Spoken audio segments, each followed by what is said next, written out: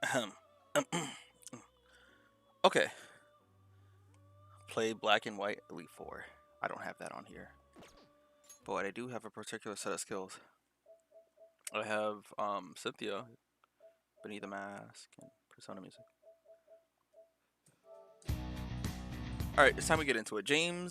Horde Cobra.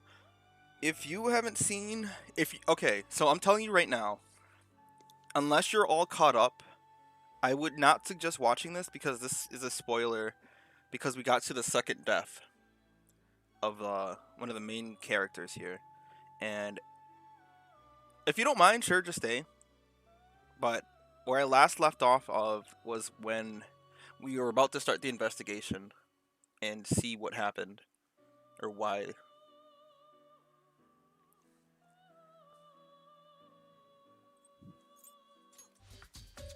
So before I unpause this, I'm just letting you know that.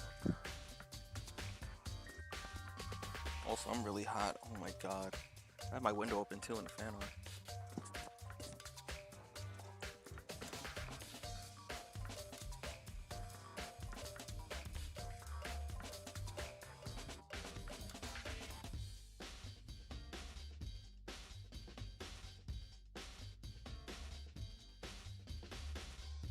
Man, water tastes great when you really want it. Stinky? Okay. Alright. I'm gonna unpause it right now. I was waiting for your reply, but I don't see it. So I'm just gonna go ahead and. Alright, time to get started. Okay. Fresh blood stain on the carpet must have been splattered with brother. Oh, I didn't know you had talked to Sakura. I used this locker room all the time. Now it's become the site of Chihiro's death. But why was she killed in the locker room? Actually, if you think about it, she could have been killed somewhere else and then carried here. She was very light. That is true. It wouldn't be hard for someone to carry her, but still. I still think she came here on her own, by choice. What makes you say that? She'd been talking a lot about how she wanted to get stronger. So you're saying she came here to exercise.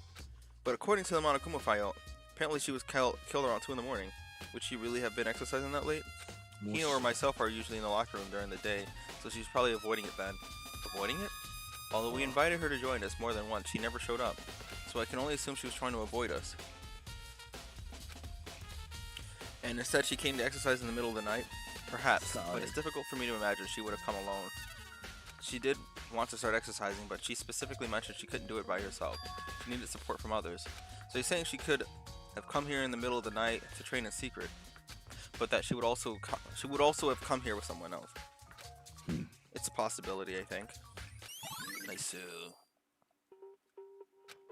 I came here for this. Blood stain on the dumbbell. A little to the head with a blunt object is what killed her. Does that mean this dumbbell was actually the murder weapon? I don't imagine it could have been anything else. Okay. Hey, bud. I'm behind that before. Dude had a real complex about being weak.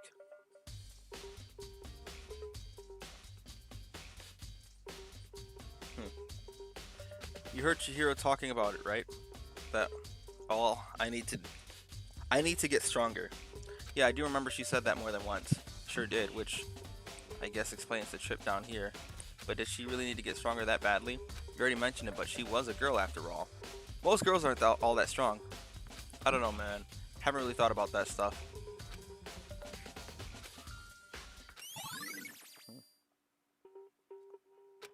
Now I believe it's time for us to move on. Huh? Already? New clues won't magically appear by standing around here. We need to check every aspect of this case. That's true, but if you're satisfied, let's hurry up and proceed. He's so pushy, I got caught up with the wrong person this time.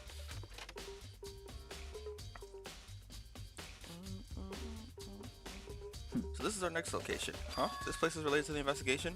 Figure it out for yourself. It's no fun if you do, right? If you don't, right? Maybe this gun was used to... No, impossible. If that were true, Chihiro would be riddled with holes.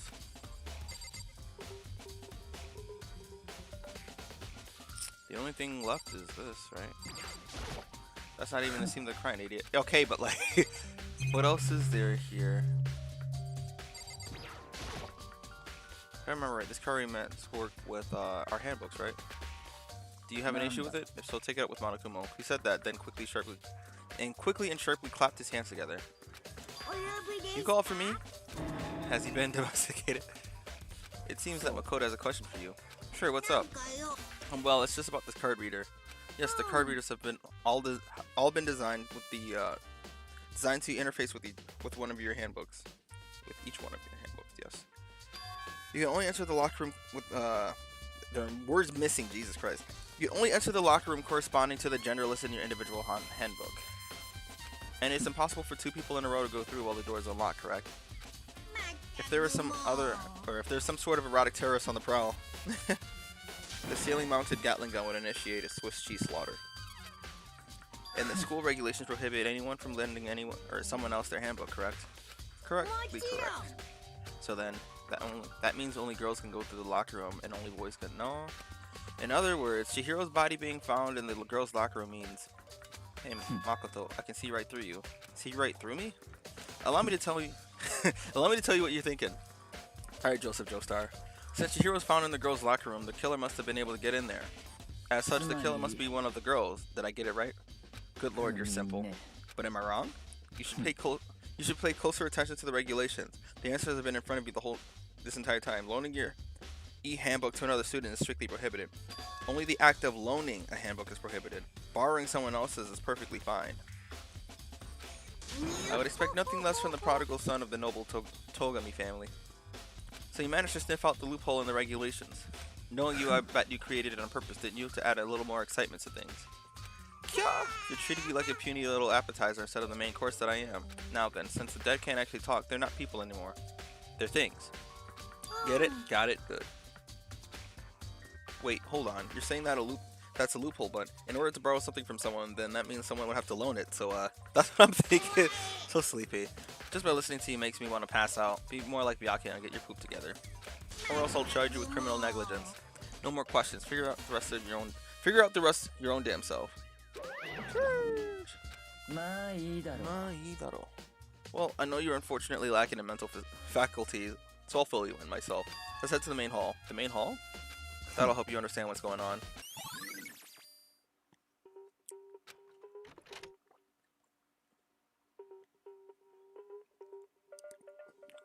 We came to the main hall. So, what are we looking for here? Does that mean I have to figure it out for myself?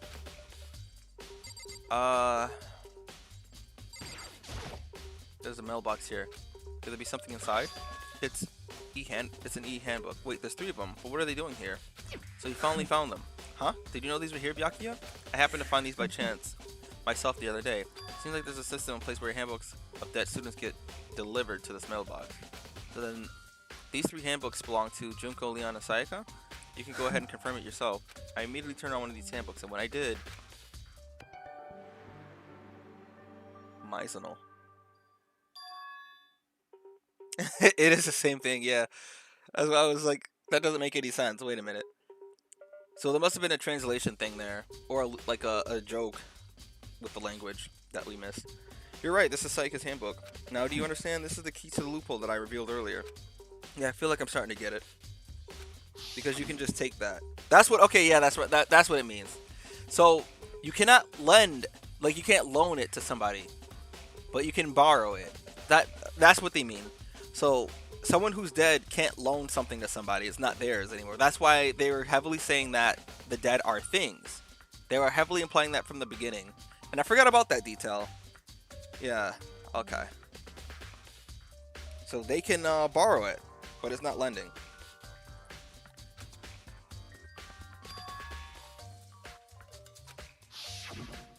I see, yeah, now I understand.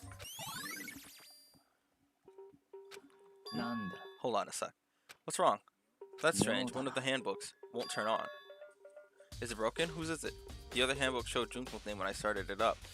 Then the one that won't turn on must be Leon's, right? It would make sense, right? It would make sense, yes. After all, he did get pummeled dozens of baseballs. Pummeled with baseballs. The memory of it all came flooding back. That cruel punishment which led to Leon's death. Yeah, wording. A cruel, heartless death. You're right. It wouldn't be surprising for the handbook to break during that kind of assault. Hey! Hey! What? That e-handbook is essential to student life here. Crucial, integral, instrumental, a super big deal. There's no way it would break that easily. But it did. If I say it wouldn't break, it wouldn't freaking break. It can withstand up to 10 tons of pressure, and that's waterproof up to 100 meters, okay? I don't care how many baseballs you hit it with. It wouldn't do crap. Oh, but even my amazing handbook does have one single weak point. It does? But it's a secret. I wouldn't want Shugo breaking any more handbooks. I remember what it is. I remember this part. I do know what that is, but then Leon must have broken it somehow without realizing what its weakness was, right? Hard to say. You know what? You know what I think? I think his handbook isn't actually broken. But you might ask, how can that be? Leaving the question hanging in the air, Monokuma disappeared. What just happened? Monokuma said it's not broken, but it's undeniable. It's an undeniable fact that it's not turning on. Well, I don't see any connection to the case, so it doesn't matter for now. You think so? Either way, something about this still bothers me.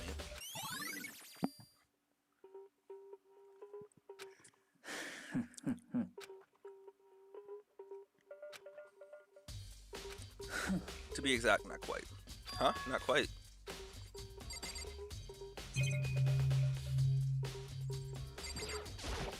What do you mean by that, Byakuya? To be exact, not quite. Certainly, I want to reveal Chihiro's killer, but more precisely, I want to discover the true identity of Genocide Jack. Then, you truly believe Genocide Jack is the one that killed Chihiro? Absolutely, I have no doubt that Genocide Jack is a culprit in this case. The murderous fiend is Genocide Jack, right? There's nobody else it could be. A murderous fiend who kills again and again using a bizarre and brutal method. They're like a ghost, attacking suddenly and then slipping away before the police can catch up to them. And what nickname did the internet give this mysterious kid? We gotta go through this again? Genocide Jack. Yes, we've gone through this again. You're not wrong to wonder, but where's me little right now? I have something that'll prove it, and only I can show you. I know where to go. Hold on, there's still more waiting to be checked. What? But is there? I guess I gotta finish the sentence, right? Yeah.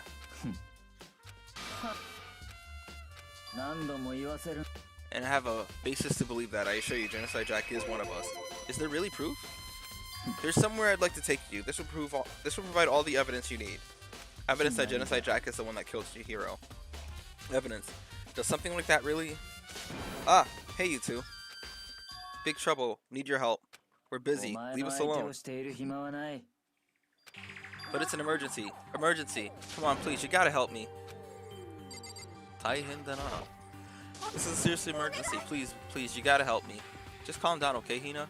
But it's an emergency? What happened? Something's wrong with Toko. She's acting super strange. Well, I mean, she was acting pretty strange earlier, right? What should we do, Byakuya? Since it's Toko, I must admit I'm intrigued. I suppose we can take a second to see what's going on with her. Are you sure? Don't make me repeat myself. I didn't expect that. I thought for sure he'd just say no and that'd be the end of it. Okay. Come on, hurry. Wait for us, Hina. Looks like she headed to the dorm. To Toko's room, most likely. You're right. Oh, glad we're here. Is Toko inside? Some kind of emergency? Brother.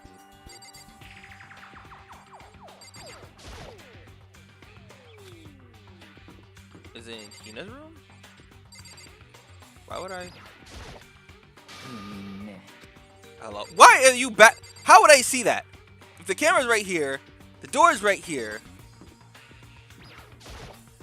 You guys are too slow. I think you're just too fast. So what's this emergency? Well, after what happened in the girls' locker room, we left Toko in her room so she can lie down. After a while, we came back to check on her, see how she was doing. But when we did, it was weird. She refused to come out, and she kept saying all this weird stuff. Weird stuff? We should try talking to her ourselves. Yeah. Yeah, good idea. I might as well give it a shot. Ding dong, bing bong. The door swung open slowly and faintly. She looks right good right here. Just holy crap. An aura of negativity flowed out from behind the door, forcing a gasp out of me. What? Nothing. It's just that Hina was really worried about you, holding yourself in your room. Leave me alone. Yeah, sure thing, but can you open up just for a second? I won't allow it. Huh? I won't let Genocide Jack have control. And just like that, she slammed the door in my face. What was that? She's been acting like that the whole time when I rang a little while ago. I'll drive out the killer, drive out the murderous fiend. It doesn't make any sense, right? I was afraid to leave her in there alone, so I tried to bust down on her door, but I felt like something was holding it shut on the other side. I couldn't even budge it. Toko was scared enough to even bar her door. Does she think the same thing as Byakuya?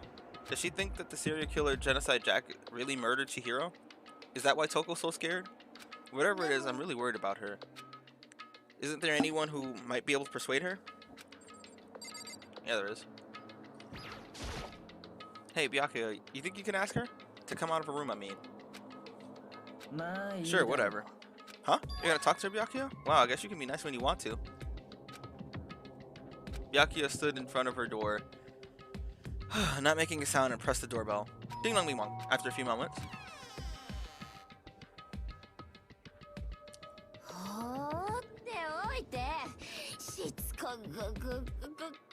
Leave me alone. You're all so annoying. Byakuya. It's Byakuya. Togami. I'm sorry, I couldn't keep our promise. But don't worry, never again. Koreijo anymore.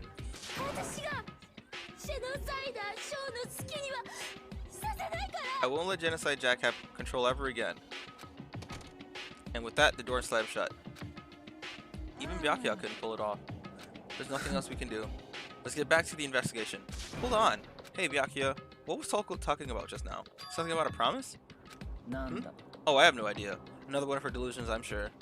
But if I say I don't know, that means I don't know. Just let Hina take care of her. Oh, yeah, okay. I'll stay here and keep an eye on her.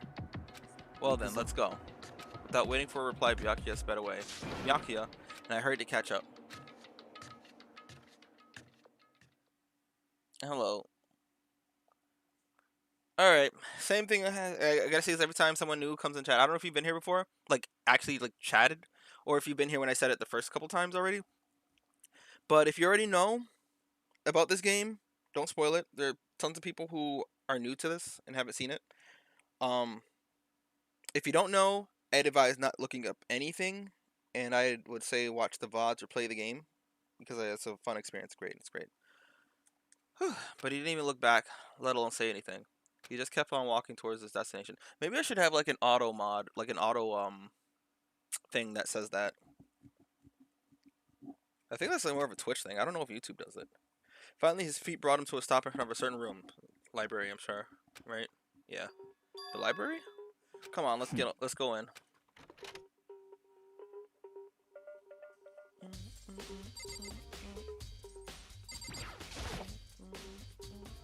The evidence that proves it was Genocide Jack really in the library? Don't make me say it again. I remember there are no clues there. We need to check somewhere else.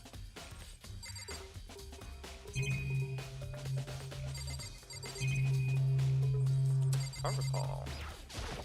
Knock it off. What does the dust light matter right now? I'm trying to remember how it worked.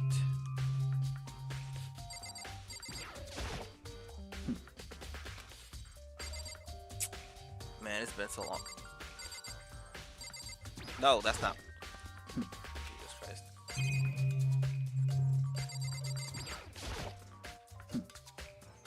Nice.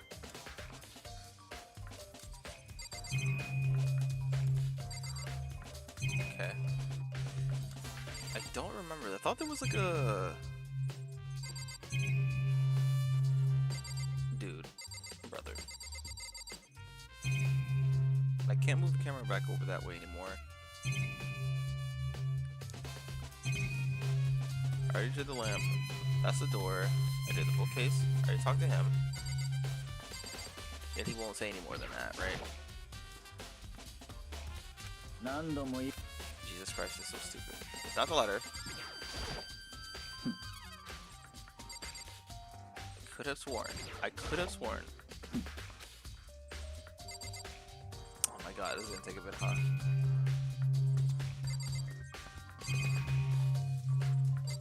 Wait, what was that?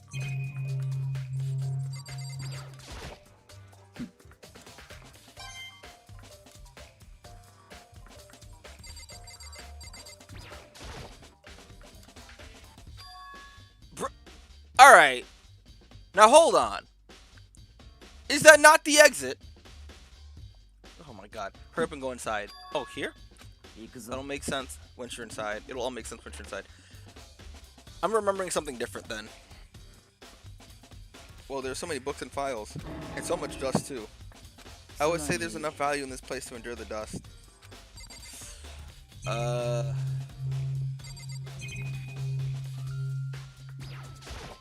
There's a wooden box. It's empty, although judging by the smudges, it does look like there was something inside. I wonder what it was.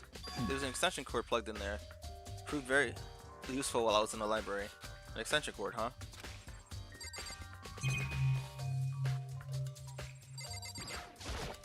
There's a ton of thick files stuffed onto the...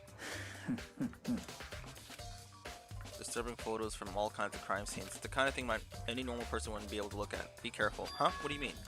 All those files are the investigation reports related to different cold cases. Those are internal documents for police eyes only. They're not the kind of thing you'd expect to leak. Oh? Okay.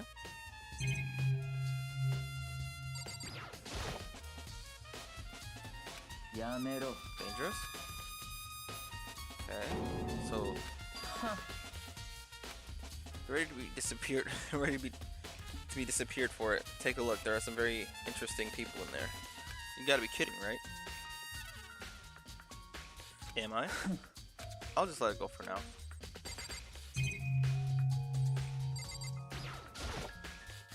I'm trying to talk to... Oh god. I've already seen that.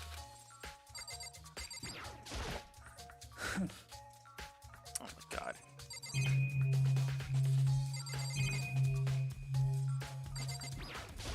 Huh? It's a desk lamp. Oh yeah, it's the same one I saw Byakuya using in the library before. You have a problem with the lamp? It was here before, then I moved it over there. It's too dark over there, so I thought I'd put it to good use. Nice.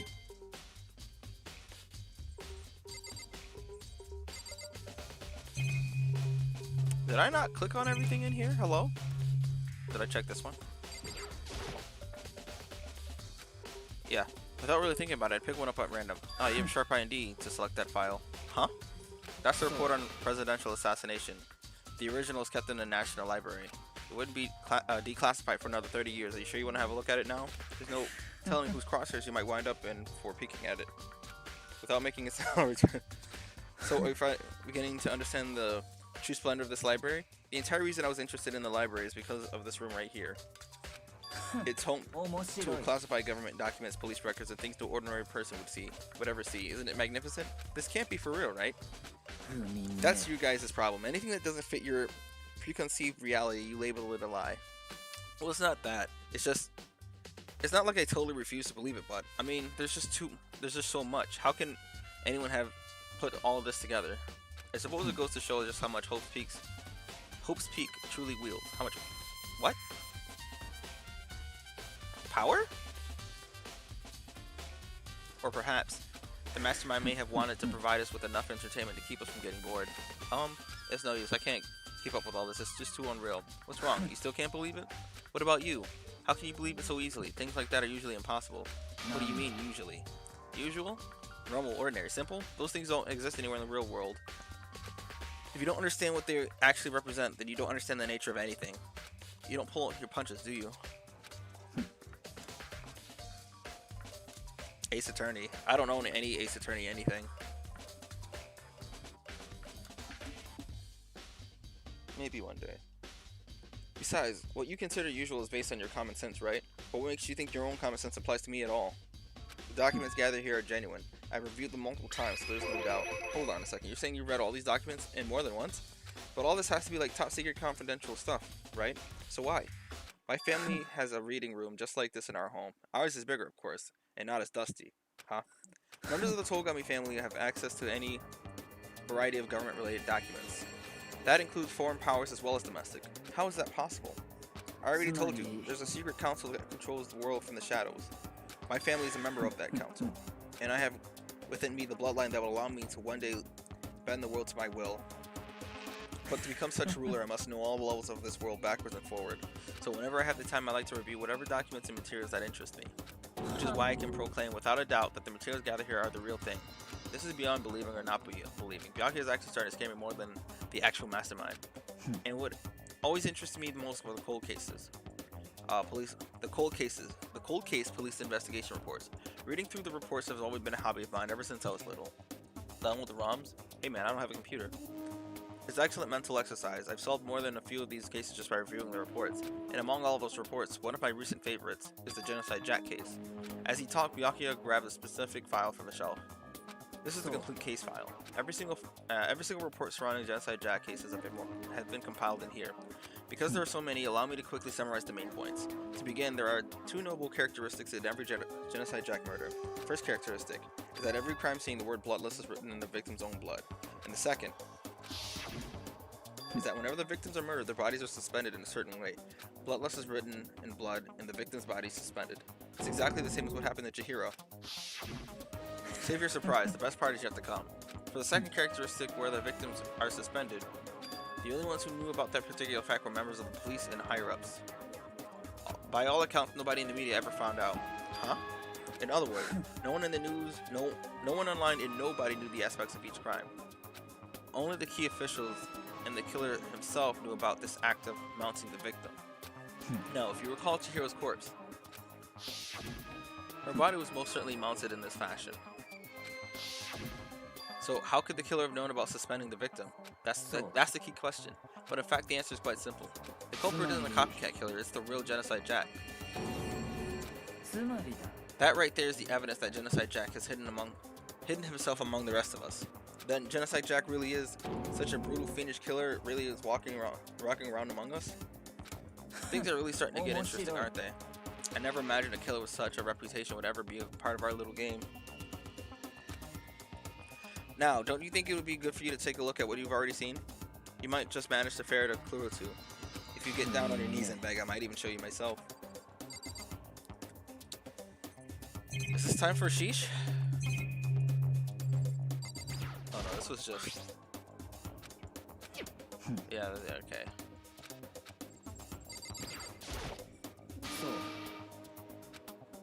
Okay. But there's nothing else more to look at.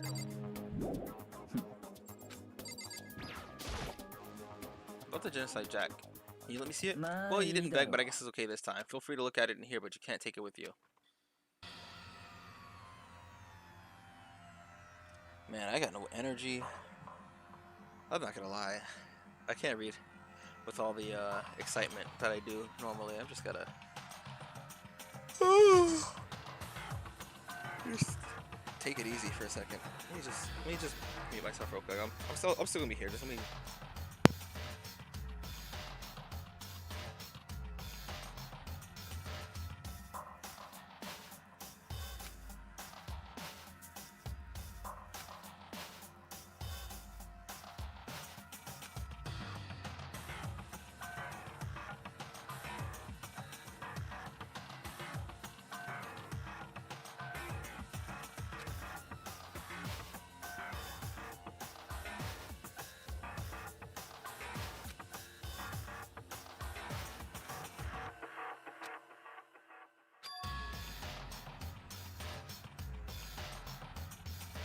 There's also one more detail that I'm not sure they talk about, but I'm not going to bring it up until they do.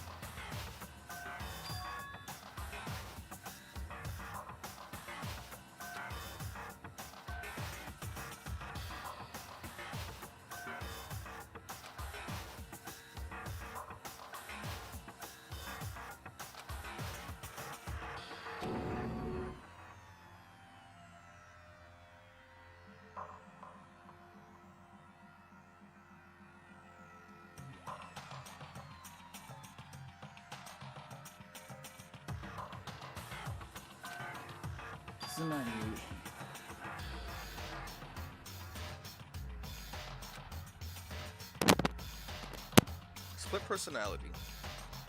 Some part of another totally unbelievable story. But this one is way more unbelievable than anything else up until now. Maybe it really isn't. I don't know. Feels like my mind has gone too numb. It's gone numb. Anywhere but here. We're finished our business, haven't we? Hey. Oh, wait. Byakuya. As usual, Byakuya left. Turned and left without another word. I hurried out of the library to catch up. Well, this is where we part ways. I have some things I need to take care of before the class trial. Huh? All of a sudden like that? Come on. Enough of your annoying misapprehensions. Did you really think we'd be together the whole time? Take responsibility for yourself and do something useful. Move the investigation forward on your own. Well, goodbye. Jana. And just like that, he was gone. Just as quickly as he asked me to join, he cut me off. In the end, I felt like I was just some plaything getting tossed around. At the same time, I uncovered some really important clues, thanks to him. Genocide Dojako. He's the one that killed Chihiro. And that murderous fiend is one of us. But who is it? I have to find out, no matter what it takes. And to do that, there's somewhere I have to investigate one more time. I have to go back to the crime scene of the girls' locker room. I should check the boys' locker room too, and the others might have come up with some useful information, or come up with some info I might find useful while I'm at it.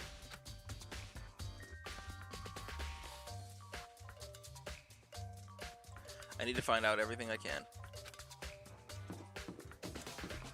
Alright, so downstairs. Man, I got like no energy. I had some fish. I'm not cooking tonight. That's what I realized. I was like, you know what? I'm gonna eat some goddamn noodles, and I'll make do with that. Oh man.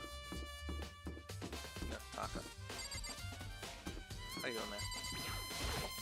Maybe we should have confessed our embarrassing secrets after all. Damn it, I'm sorry, Chihiro. It's all because I wasn't strong enough. Alright, so... Oh wait, what am I doing? The crime scene. Crime scene's on the second floor. I'm trying to go back to the,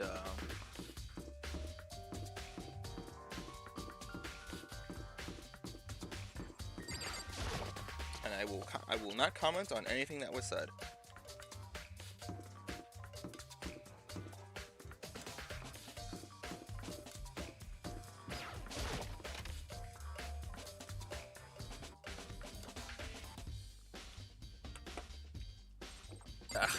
You got. He for me discovered evidence revealing the identity of the culprit. Another stat increase for me.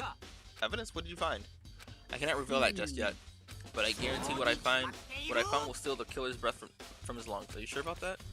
Oh yeah, Miss Ludwig says she witnessed something worthwhile too. Really? What'd she see? She refused to tell me. It's like when a girl bullies the boy she likes, right? Right? Okay, so where's Celeste now? The warehouse by the door. She was there, but at the same time not there. What's it gonna be? Before I go down there, let's take care of everything we can while we're here.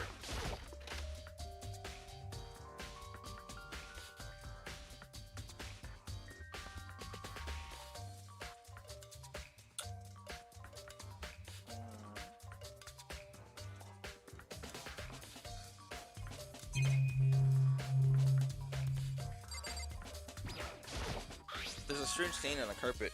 What is it? I don't think there's anything else in here. Oh, wait. Oh, there is stuff. There's still more in here. That's right. I didn't think we had access to this yet. The thing that I'm looking for is not that. Is it this? No. Guess not. But I got a nice coin.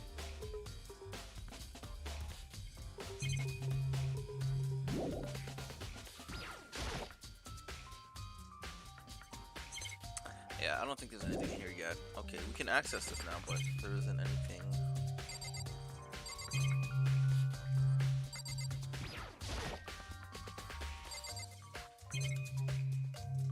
Nah.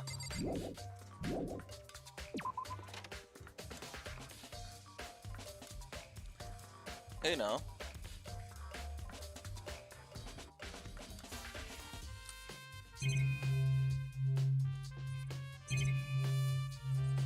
the sake of everyone, I gotta. Everyone's allowed. If I influence the decisions or the guesses and stuff. What else is there? Definitely more in here, but like, what, the poster? That's the only other thing. Somehow it doesn't quite fit.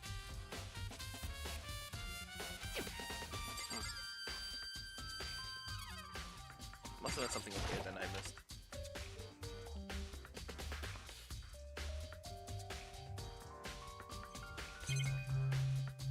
Where did Night check yet?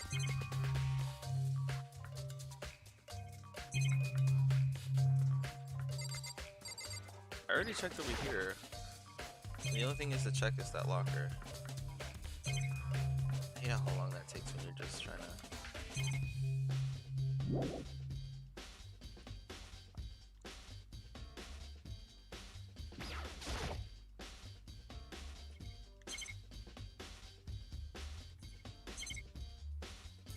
Okay. Ugh! I don't think there's anything in the pool. There must be something I'm missing here, but there isn't anything else in here to...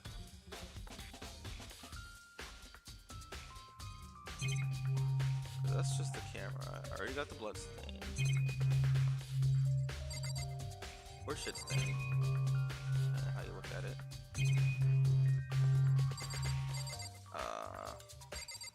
They're saying there's more in here, but like... What else?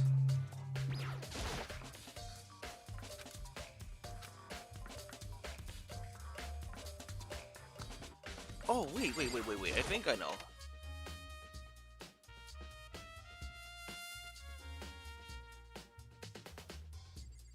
No, I don't know. Is there something to do with over here? Oh, because it's going to bring you back over this way. And there's nothing else. There is nothing else.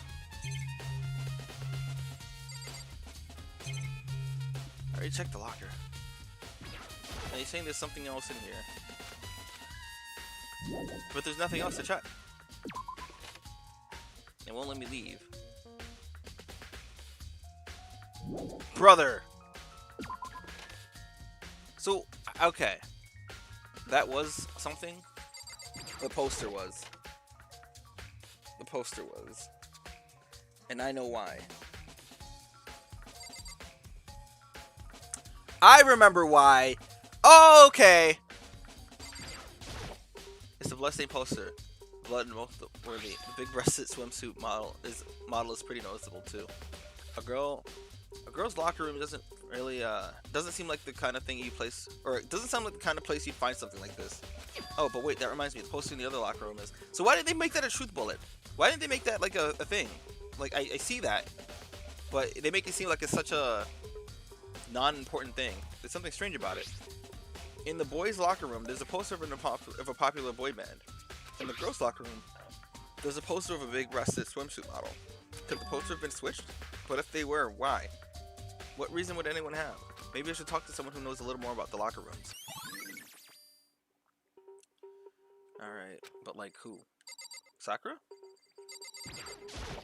You spend a lot of time exercising in girls' locker room, right? Yeah, I've used it nearly every day since it opened up. Sometimes Tina and I use it together. Okay, then let me ask you something. Do you think the posters in the boys and the girls' locker room could have been switched? Sorry, I can't really say. I never paid attention to the posters. I see. But there is something that's bothering me about the locker room. You see, I like to drink a little protein coffee every time I finish exercise. We get protein coffee? In the warehouse. It's not the highest quality, but I don't have any other options. I mix protein powder with coffee and down the glass after exercising. Anyway, the other day I spilled some... I spilled some on the carpet in the girls' locker room and left a stain. A stain? But I don't see any stain on the carpet now. Exactly. I noticed it earlier. The stain has disappeared. I can only assume someone came along and cleaned it up. But still, isn't it unusually clean? As if there was never a stain there to begin with. Disappearing stain has been added to the truth bullet. Alright, Kyoko, what you got? Hey, Kyoko. Have you made any progress in your investigation? Generally speaking. But I have to get going. I have something unrelated to take care of. Something besides the investigation? What is it? Nothing you need to worry about. Just concentrate on the murder. But Before I go, let me give you one piece of advice. You should examine Chihiro's body one more time thoroughly. Also, her handbook is missing. You might want to determine its whereabouts. That's it. I'll be praying for your success. With that, Kyoko turned and left the girls' locker room. I guess I'll take another look at her body then. Chihiro's handbook is missing? That's definitely worth worrying about.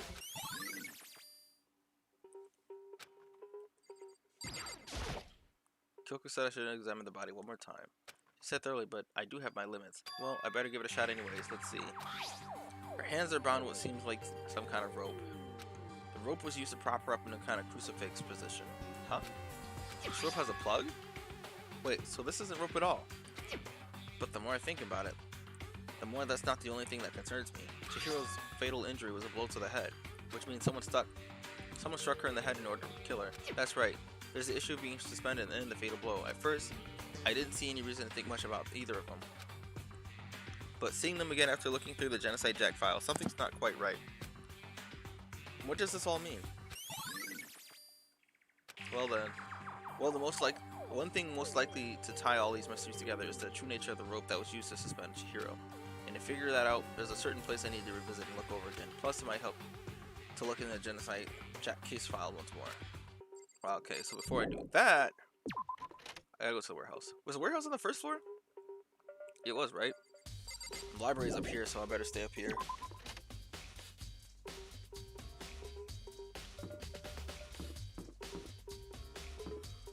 Oh my god! Man.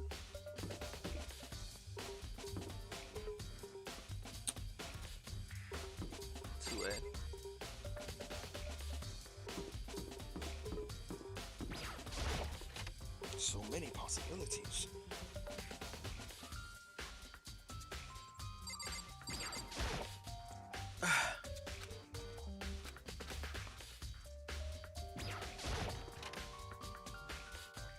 But did he leave the files in here though? I don't think so. That's not what I clicked. The desk lamp. Byakuya grabbed the one who looked over here and looked. What the heck? Byakuya grabbed that one thing from over here and put it over there. Sure it's dark over there.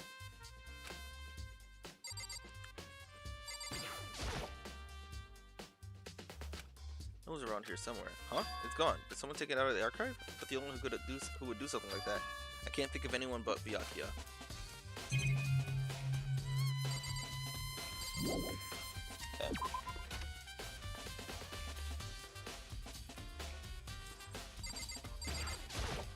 Huh? The lamp won't turn on. Oh, I see. It's not plugged in.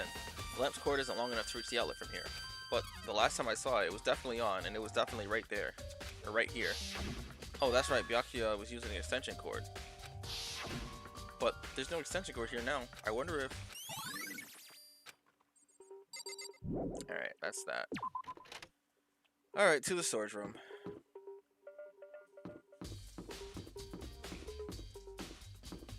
Which is not this way.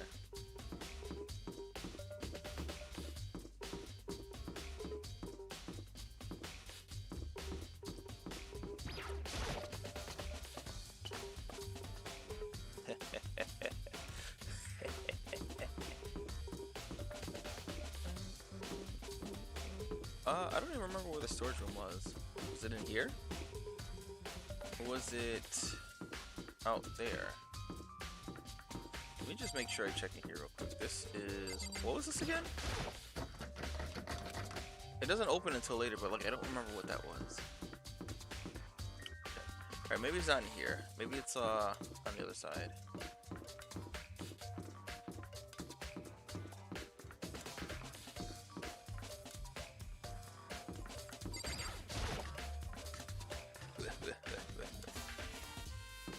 It's a bathhouse.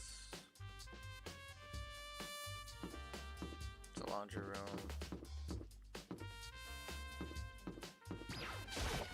This was a storage room, right? Yeah. Hello, Miss Ludenberg. Celeste, what are you doing here? This warehouse is amazing. It has absolutely everything one might need to live a full life. From food to clothes to towels, an endless supply to choose from. I see that, but have you found anything related to the case? I knew you were going to ask me that. I thought talking about the warehouse and stuff might misdirect you, but it seems like it was pointless. Then you did find something. Very well, I will tell you, and only you. 実は Last night, I saw her here. Chihiro was the one in the warehouse. Chihiro was in the warehouse. What? Really?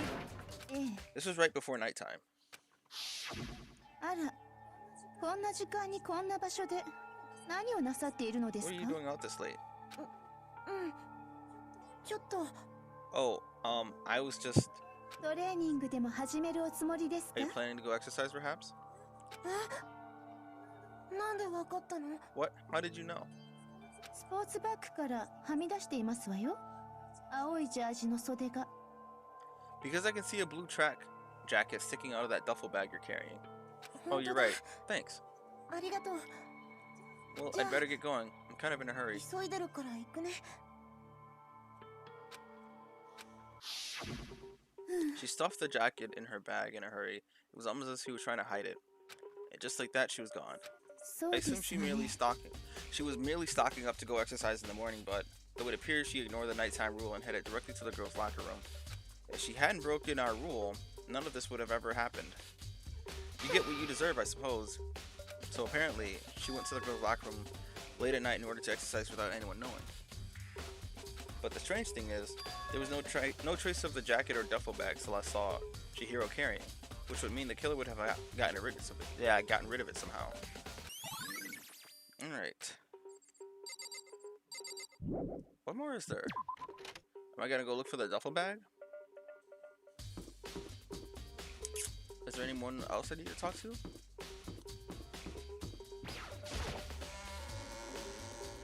There's something I'm wondering, actually.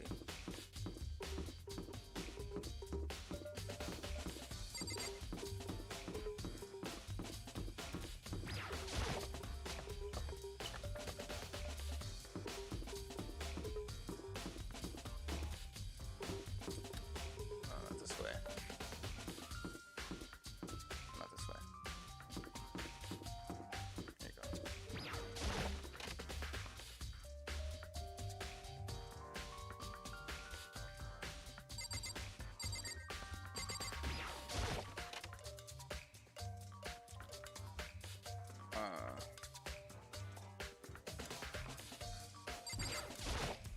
This stairs leads out to the pool. Okay, never mind.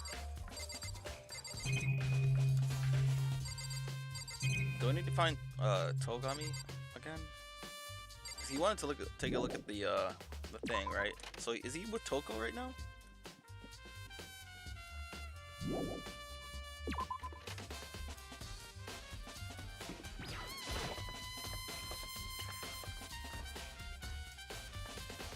Day is almost over. Hey man, just hang in there. You're almost there. How late do you work till again?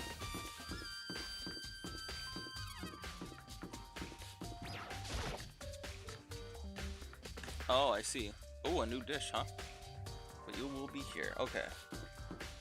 So are you? Is everyone who is here all caught up on what we've been doing, or no?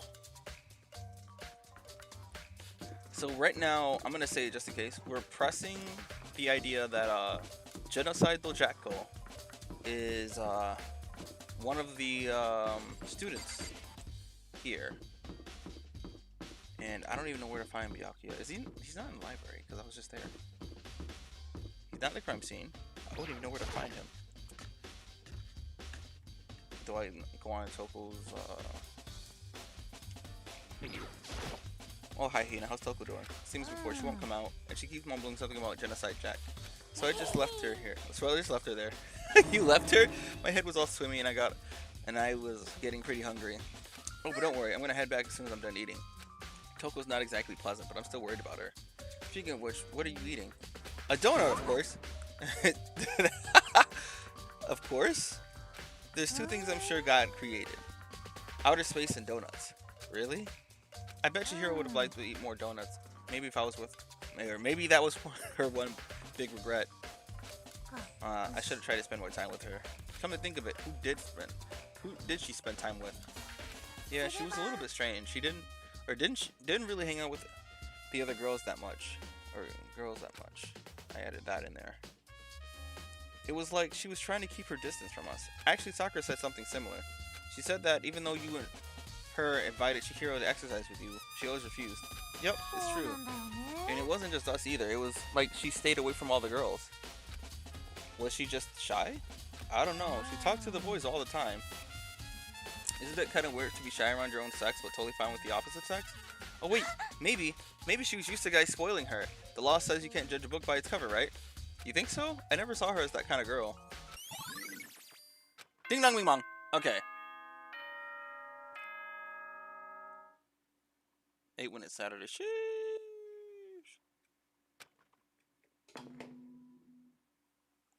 Alright. Now for several big mysteries to be revealed finally. Alright, class trial. Boop, boop, boop, boop. Alright.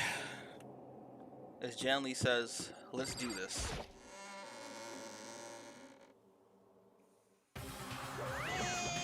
Is everyone ready or what? Am I blind or are we missing someone? Yeah, Toko's not here. And Toko is... You really don't remember? Kidding. I'm just kidding. How could I forget that little nut job? She's a crucial part to this class trial this time. Okie dokie, I'll go ahead and drag her out. Here, kicking and screaming. Just one moment, please. And just like he said, a few minutes later, he reappeared dragging Toko behind him. I told him I didn't want to, but he forced me. I can't believe you would drag a girl around. Terrible. You're terrible. Now. So now everyone's here, right? Okay then, hustle into the elevator and let's get the show on the road. I'll see you guys down there. So shall we get going? It's time we find out who killed Chihiro. Chihiro Fujisaki. She was so gentle, so calm and meek. Nobody had any problems with her. Someone made the choice to kill a girl like that. And that murderer is one of us. Someone standing right here. Alright. Now we save it. That is not the same one. And we're not talking to anybody. Alright. Place your bets. Man, this would be the thing to do on Twitch, like using channel points to make wagers to see who they think the killer is. Man, I think, like, part of me wants to move to Twitch because of that, but like, maybe. Alright.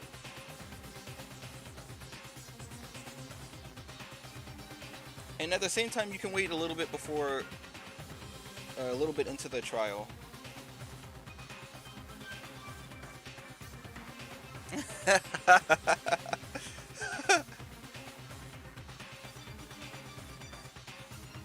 mean, to be fair, it's true.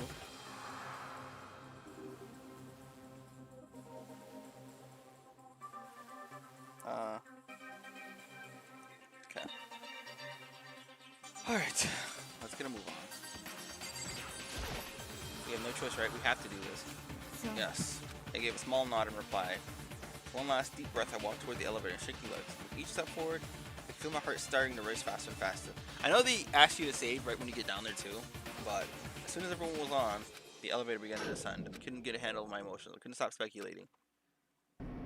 Jesus, man, I got like no energy. The steel box sank with a heavy clunking sound deeper and deeper into the ground. And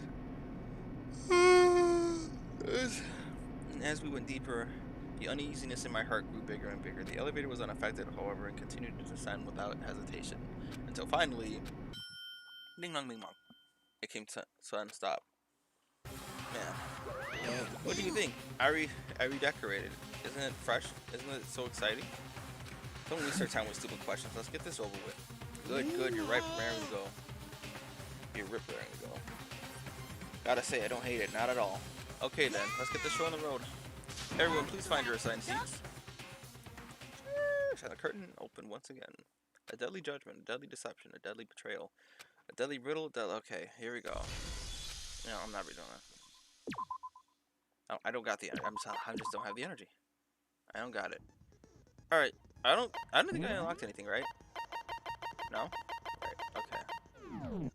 I don't think I need anything.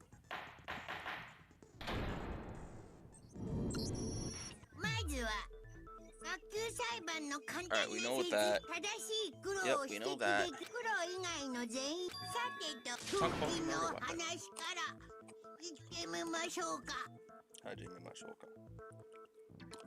No!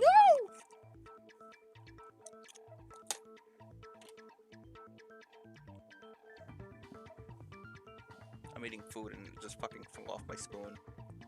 So sad. It was the dumbbell. Sure of it.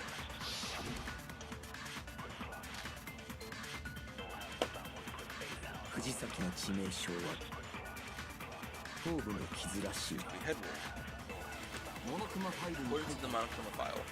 Clearly it's a blunt instrument, but ドンキの what よ kind う of な blunt ものとは instrument 何 could だ。 it have been? I bet it was an iron pipe. Alright. それは違う。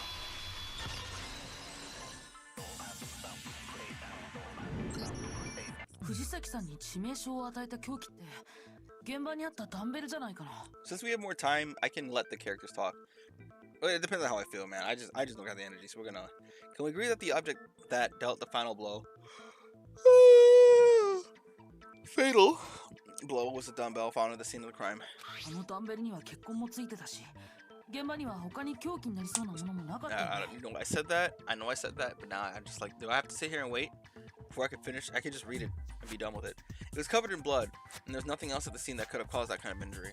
被害者の頭部の傷もダンベルの形と一致していた And が the wound on the victim's head is consistent with the shape of the dumbbell. 疑う余地はない間違いないでしょうね So this is the because I saw the anime, right? This was the one trial that tripped me up because I already knew the information. So when one of the characters slipped up and said something that only the killer would have known, I didn't even acknowledge it because I already knew. Let me see if I don't make the same mistake again. I think I recall what the person said that I largely ignored. Okay. 傷跡を She 調 looked べ at her た head の wound. ではその続きは俺から話すとしよう。ここからは犯人の話に移 If る you ぞ。 don't mind, I will proceed from here. Let's move on to the discussion of the culprit. Although I believe the criminal behind the その heinous 犯 act is 人もすでに already 判 quite 明 clear. しているがな。 What? For 間 real? 違いだ。 Chihiro's 藤 killer 崎 is 千尋を殺した the 連 Fiendish 続殺 serial 人 killer, 鬼 Genocide ジェ Jack. ノサイダーショーだ。 Genocide Jack, the Fiendish killer. Did he really kill Chihiro? A new element has been added. Sure, let's see what we got. For this debate, lines of white noise will appear to disrupt your actions. Okay, I remember this. It's I don't really have to press X. Yeah, I don't think it matters too much. But with the touchpad, it's so much easier. But with the controller, it might be a little bit 犯人はジェノサイダーショーだ。 genocide これ with は決定事項だ。そんなの That's ありえ simply ないって impossible. な What ぜ makes あ it りえない impossible? Oh, these do get annoying though.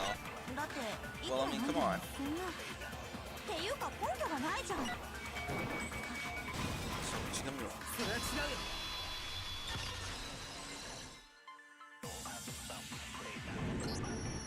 根拠ならあるかも I しれ might な know い。 one reason he could be involved. 図 Nani? 書室の書庫で見つ I け found た this ファイ file ル while I に was looking 書いてあ around ったんだ。 in the archive or around the archive in the library. ジェノサイダーショーの事件をまとめた警察の極秘資料らしいんだけ I ど。 guess it's some kind of confidential file the police put together about Genocide Jack case. What? 待て、おか That's しいだ kind ろ of weird as shit, isn't it? なんでそんなもんが証拠に What was something like that? What was something like that doing in the library? その説明は The 面 why is 倒だ。 probably more trouble than it's worth, so let's forget about that for now. とにか More くこの資 importantly, 料 it には outlines all the specifics ジェ of ノサイダーショー every 事件の genocide 特徴 Jack が case in 克明 exceeding に記 detail. されていた。それに According to the よると file, there appear to be ジ two ェノサイダー defining ショー事件 characteristics に in は every 2つの特徴 genocide があ Jack るよう case. だ。一つ The 目は first is a 現場に必ず血文 the 字を first is that a 残す。 bloody message is found written at the scene of every murder, scene of the crime. Yes, yes. That's right. Blood. Did he say bloodlust? Oh no, it's actually bloodlust. 重要 But な more のはもう importantly, 一 is つ the の other 特徴の characteristic, 方だ。 and it's something that's never been made 何 public. せ世間に Never been made public? 世間に What the hell is 公 it? 表されてない Why don't you tell him? お前が教えている Tell him, 通 Naegi. り Why don't you tell him? The other characteristic.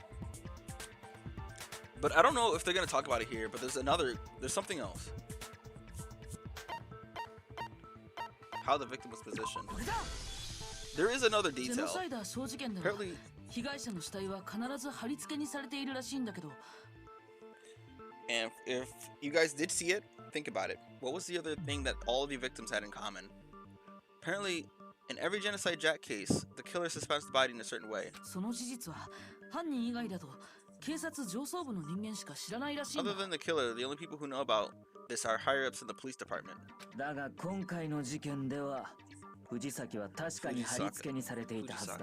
Ki? Fujisaki? Yes. However, Chihiro is most definitely suspended in the same way.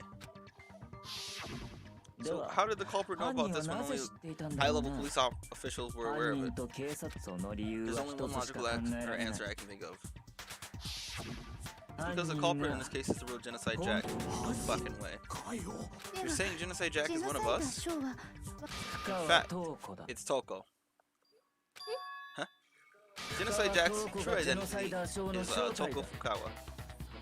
You lie. He's sitting he's right next to What?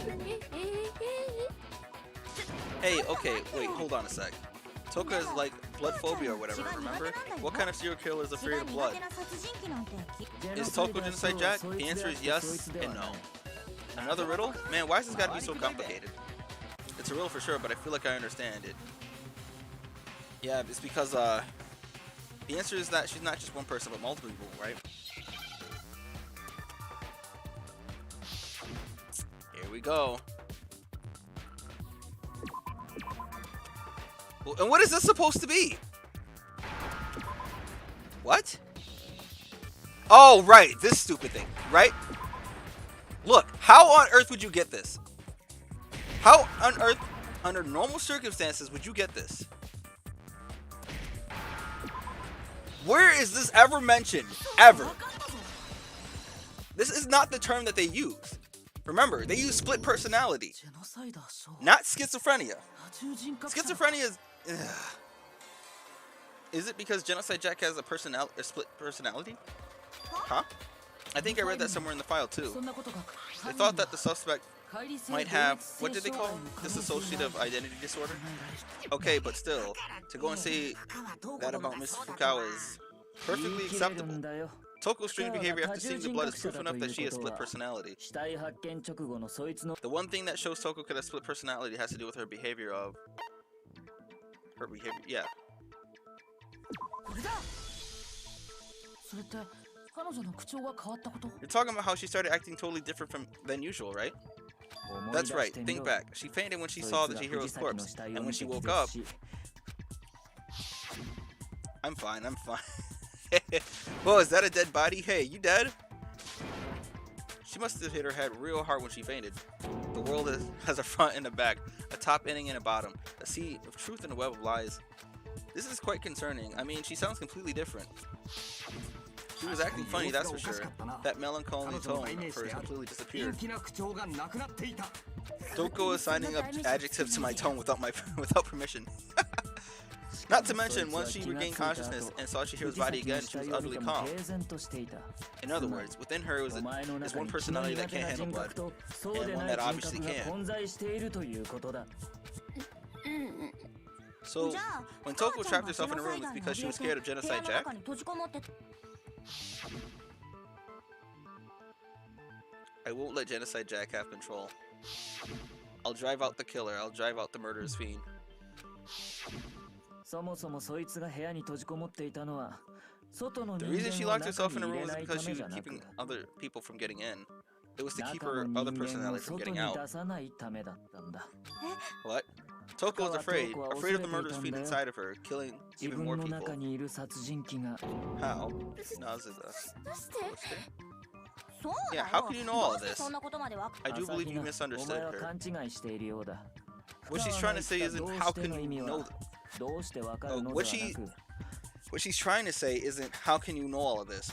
No, what she wants to know is how could you tell them. 意味だ Huh? Last night, just before Monokuma gave us his motive speech, Tofu and I had a strange conversation. She told me a most interesting story.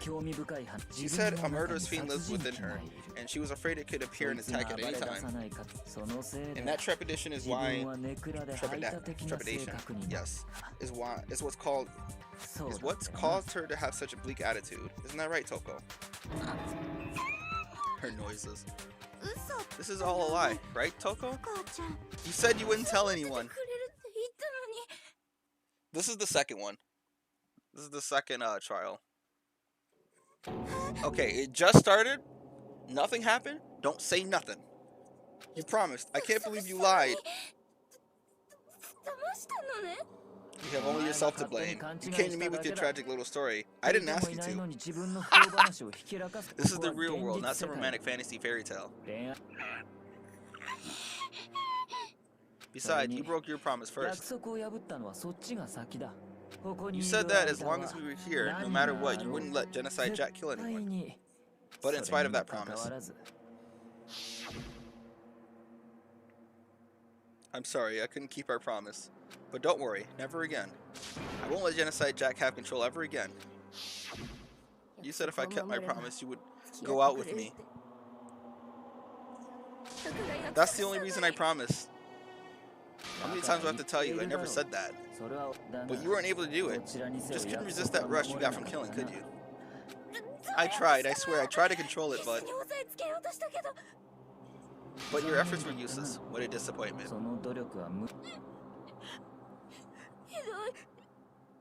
I hate you. Well, the opening act is nearly finished. All that's left is to hear from the person in question directly. Person? You don't mean... Toko's body suddenly lunged backwards.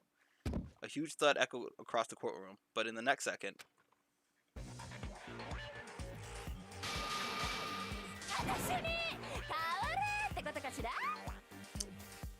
Genocide Joe. Well, hello there. Is it me you were hoping to see?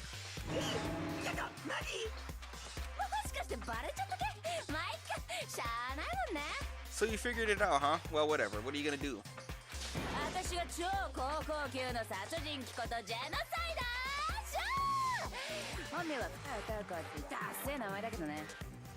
I'm the ultimate murderous fiend, Genocide Jack. Or better yet, let's go with Genocide Jill. What the fuck is this? Toko, what happened to you? Not Toko. That's a loser name. And what happened is a text with split personality. So what if one of them happens to be a serial killer? You should turn a blind eye to one's faults. She's so intense. Like they say, sound in murderous mind, sound in murderous body. So this one is so different from the one we've come to know. Yeah. When you said it the first time, that's why I said, if I say anything, it'd be too obvious. If I don't say anything, if I were to say, no, it's not that, or yeah, one of those is correct, then it becomes super obvious at that point. That's why, no matter if anyone got it right or got it wrong, I just give them the same response. And the same thing happened to Dez yesterday. I asked who it was. Dez said Leon, and I just said interesting. And when you said and guess who it was, I also said interesting. So I'm not confirm or deny, but I will know.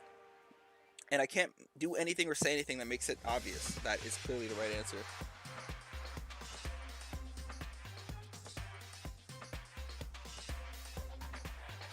Yes, well, the world's composed of front and back, you know. Just like how every inning has a top and a bottom, or how in the depths of every truth lives a little lie. Behind every dark and gloomy soul lives another that shines as bright as the sun. Genocide Jack is just... oh my god. She's, But see, they tried to throw you off several times because they went with the understanding that Genocide Jack was a guy. So you wouldn't even think it was Toko. From yesterday, yeah.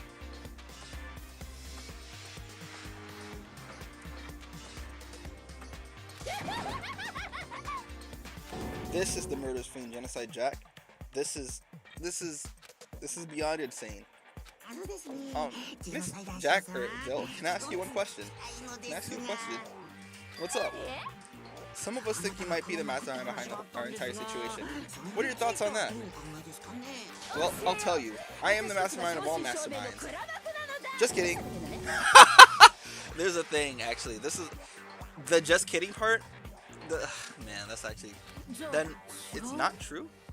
Of course it's not true. How dare you try to make me not creepazoid? And another thing, the police and government and society outside the outside world are totally powerless. I mean, they all just let this idiotic bloodthirsty maniac go buck wild all over town. Sure, I'm a bloodthirsty maniac, but life is pain, right? To live is to hurt other people. It is a necessary evil if you want to survive. The act of living itself causes pain for everyone. Just kidding. This should be enough to convince you. This murderous fiend is responsible for Chihiro's death. There's clearly a motive, so there should be no doubt. So, I'm wondering if anyone figured out the other similarity the victims had in the Genocide Jack cases. Remember what Monokuma told us? If someone didn't murder in graduate within 24 hours, the embarrassing memory secret would be revealed.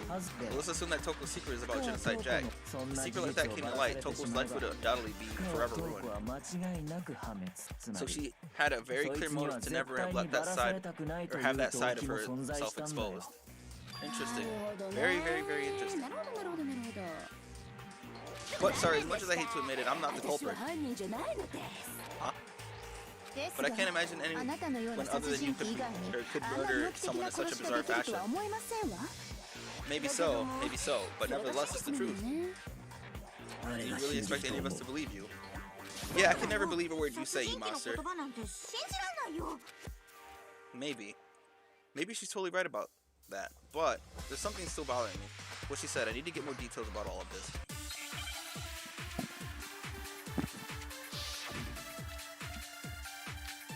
Status of the dead body.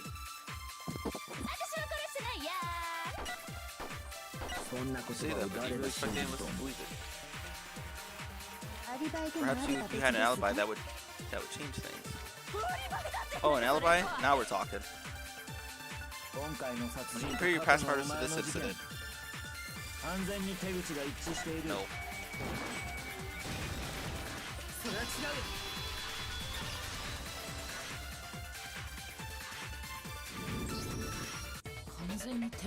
Are the methods of murder really exactly the same?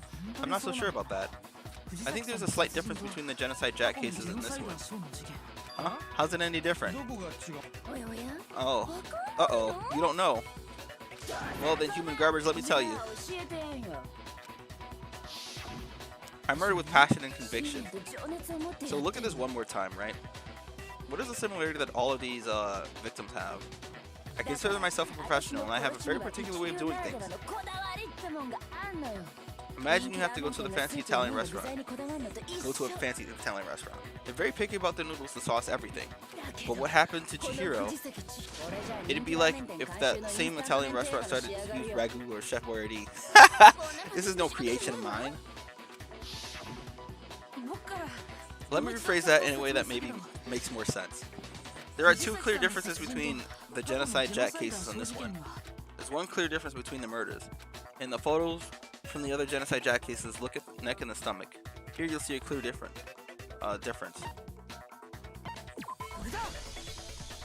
For one, the cause of death is different. In the Genocide Jack murders, all the victims were killed in the same way.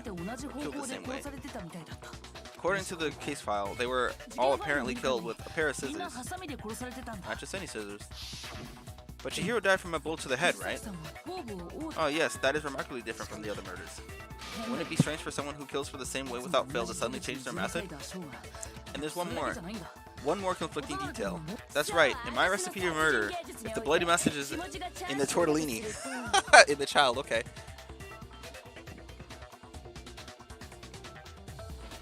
Then the arrangement of the body would be the pesto sauce. Can you please not compare killing people to cooking? So, are you saying that the other difference has to do with how the body was arranged? That's right, the second difference is relating how she was suspended. In the photos of the other Genocide Jack cases, all the other victims were stabbed through their hands. Here you'll see a clear difference. What was used to suspend her, when she was suspended, how the body was posed. What was used to suspend her? You remember what the killer used to suspend her? They used some sort of rope to hang her up by her wrist. What is your それは point? どうしたのですか Well, in all the previous genocide jet cases, something else was used to 取 suspend り付け them. に使われてたの。 The scissors, man. それも Specifically, 鋭利なハサミ pairs of razor sharp scissors. And guess what? I use my own specially designed scissors for the murders and the arrangements. Like I said, I'm a professional, so naturally I'm very picky about the tools I use. And you know what else? Big Mac said there are two differences, but he's wrong. There's another one. Big Mac? Are you referring to me? Listen up, Big Mac. There's actually one more difference. Huh? My word, you really didn't notice? Take a look at who the victims were in each of the genocide jack cases. There's a pattern there just waiting to be discovered. A pattern? Come on, it's the most obvious, brother! Figure that out and it'll be plain as death why I couldn't have possibly killed that little lolly girl. Let me see. There's a pattern surrounding the genocide jack victims. The hero didn't fit it. If you look at the names of every victim, what you notice is... I think I figured, is this another... It was this. Is it because Chihiro was a girl? Bingo, bullseye, right on the money. So all the victims were all dudes. They were all males, no matter what. Chihiro is a female. What are you talking about? All the genocide jack cases, all the victims have something in common. Ken Harada, Tatsuhiro Honda, Shoji Gaku, Kano Ise, Takeshi Yoshida. Takeshi? Takeshi. I don't think I've really heard that one. Komatsuna, Taro, I'm not gonna say it, it's just whatever. They're all dudes, They're all guys? That's right, the people I kill with such passion and conviction are adorable little men.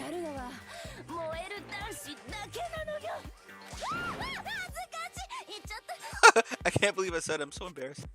What the hell is wrong with you? I can't help it. I'm just full throttle. Oh, I'm just a full throttle boy on boy fangirl. The mopey side of me just hates it. But now I'm on the fast track to becoming a full-fledged fan maiden. So since Chihiro is a girl and not an adorable little man, you wouldn't kill her? Would an Italian chef suddenly start making ramen just because they're both noodles? Don't be stupid. Makani shinaide kudasai, I think that's what it is, yeah. I have too much passion and conviction to cross that line. That's the absolute reality of the one and only. We get it. You're clearly explaining your hobby and your philosophy. That's not all there is to it. It's a different matter entirely when you're forced to kill in order to survive. Quiet, lowly cur. Lowly cur? I would never kill for a reason as petty as mere survival. And if by some fluke I did kill to survive, why would I bother with the message and arrangement? It makes me the obvious suspect. That does make some amount of sense. Plus, whatever the reason I have for killing, I would never leave out my prized scissors. Who would go out of their way to use such a big, stupid, heavy dumbbell? Maybe you used the dumbbell because you couldn't find any scissors in the school? Any scissors? I don't just use any scissors. I only use my own set of high-class envy of the entire world scissors. Okay, whatever. There still aren't any in the school. Are you sure about that?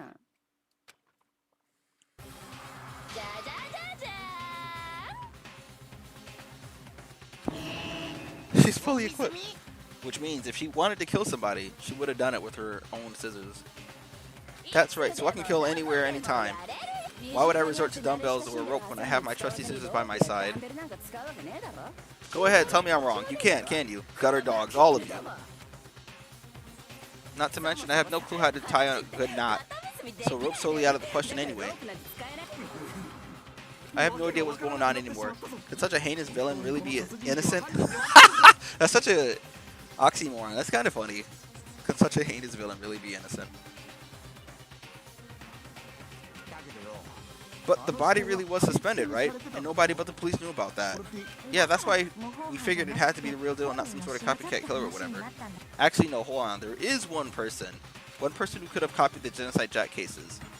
I know exactly who it is, because it's not a mystery.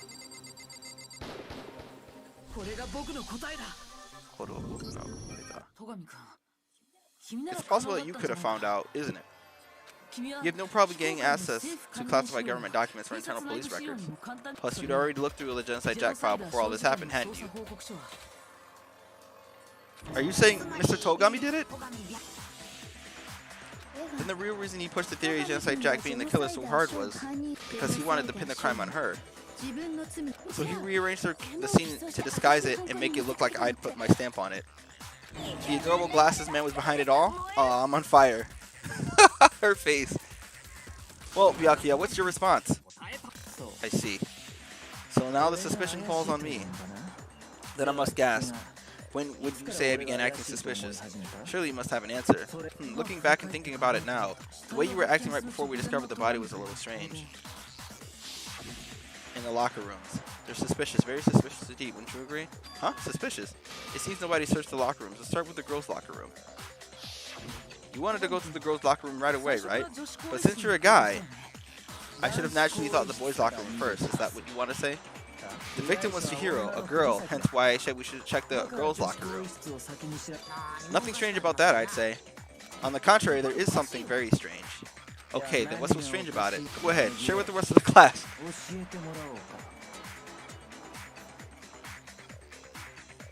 There's a clear contradiction in what Byakuya just said. I need to make it clear to everyone. A new element has been added. Alright, what is it? Next we're going to add something called a truth flashback. If you aim at a weak spot and hold down the triangle button. Oh my god! Not this shit! Okay, I remember. Alright, whatever. So, the way this works is you have to use what somebody had already said and then use it as evidence against something else somebody says in the future. So you said Byakuya was acting kind of strange before we found the body, but how is he acting weird? But he was acting weird how? You're presented with the opportunity to check the girls' locker room. You absolutely take it. That's the natural reaction for any guy. The victim was Chihiro, who was a girl. So then of course I would suggest we check the girls' locker room first. There was no time for pointless distractions. What's so strange about that? Okay.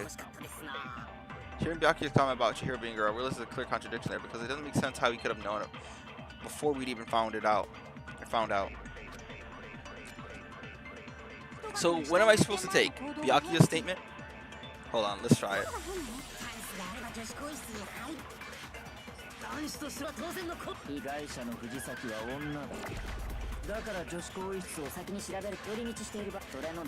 Alright, start it over.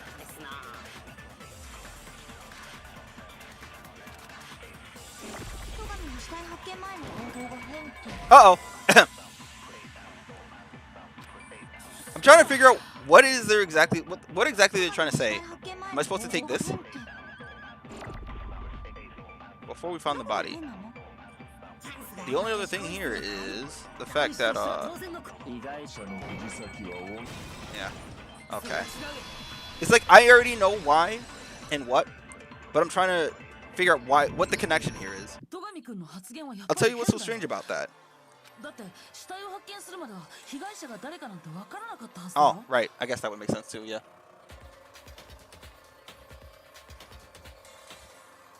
Because up until we recently discovered the body, we couldn't have known who the victim was. So your claim was, so you claim that you went to the girls' locker room first because Chihiro was the victim doesn't hold up. Yeah, it doesn't make any sense to know who it was. Like, it wouldn't make any sense to go to the girls' locker room if you don't know if it was a girl or a boy in the first place. Like, for all he could have known, the victim could have been a dude. And they could have gone to the boys' locker room first. Remember what he first said? When I tried to go to the boys' locker room, he said, there's no point even going in there. Let's go to the girls' locker room right away. I see. That's a good answer, I must admit. Interesting. Very interesting indeed. But your reasoning is still too weak. Huh? What's wrong? Is that it? Surely you've got more than that. Go ahead. Show us. What's with Byakuya's attitude? It's like he doesn't even care. I've got him quartered, but he's acting like he's got nothing. It has nothing to do with him. What's the matter? You're not finished already, are you? There must be more to it. There is, I think. There is more to it. Think about it. We just talked about the differences between this case and the past Genocide Jack incidents. The proof that you're looking for is hidden in there. Proof that I'm the culprit, you mean? The difference between this case and the other Genocide Jack murders. The evidence that proves that Byakuya is responsible is hidden in there? What could it be? Alright, so now this is something that... There's something that the characters say, right, that only makes sense to the, it's that. It's really because, like, he was the only one who would have known about the... My very own special scissors.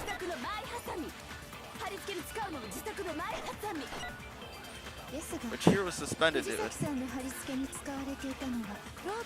kind of rope, was it not? It's not rope. That's right, it absolutely was. There's something must be flashy about, or fishy about that rope. Hey, where'd you get it from? That's a lie. Get the fucking thing out of the way! Jesus Christ! Ah, yes, I know. It's not rope though. This is exactly what I meant. Like, it's gonna get in the way, and of course it would get right there.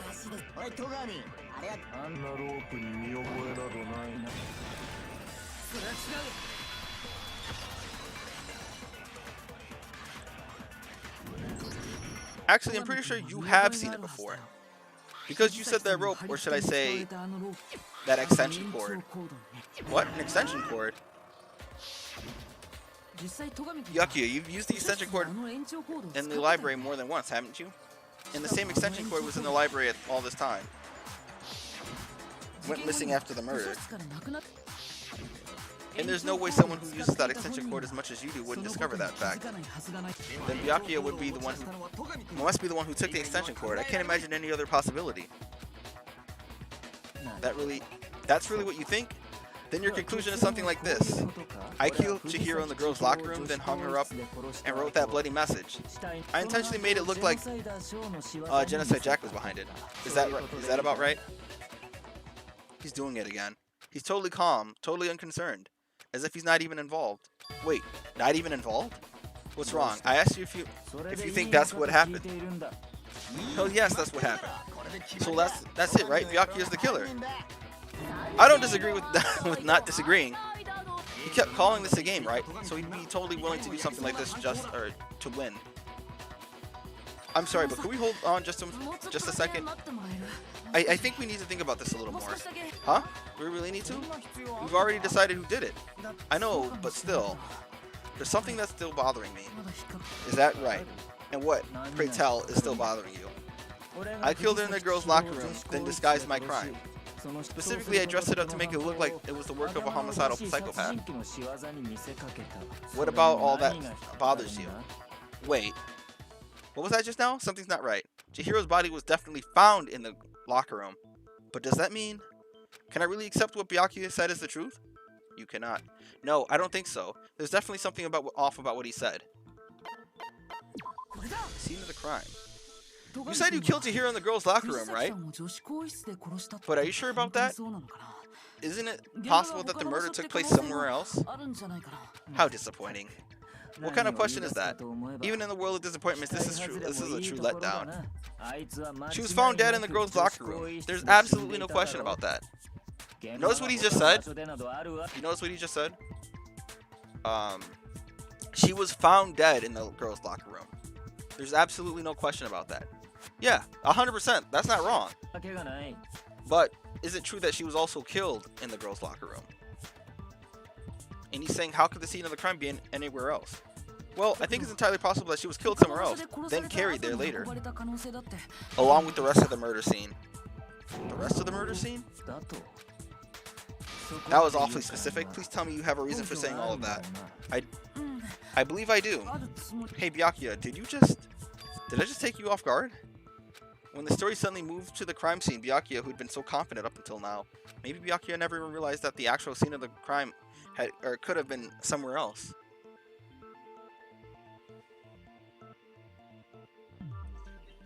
Hey, don't just move on without permission.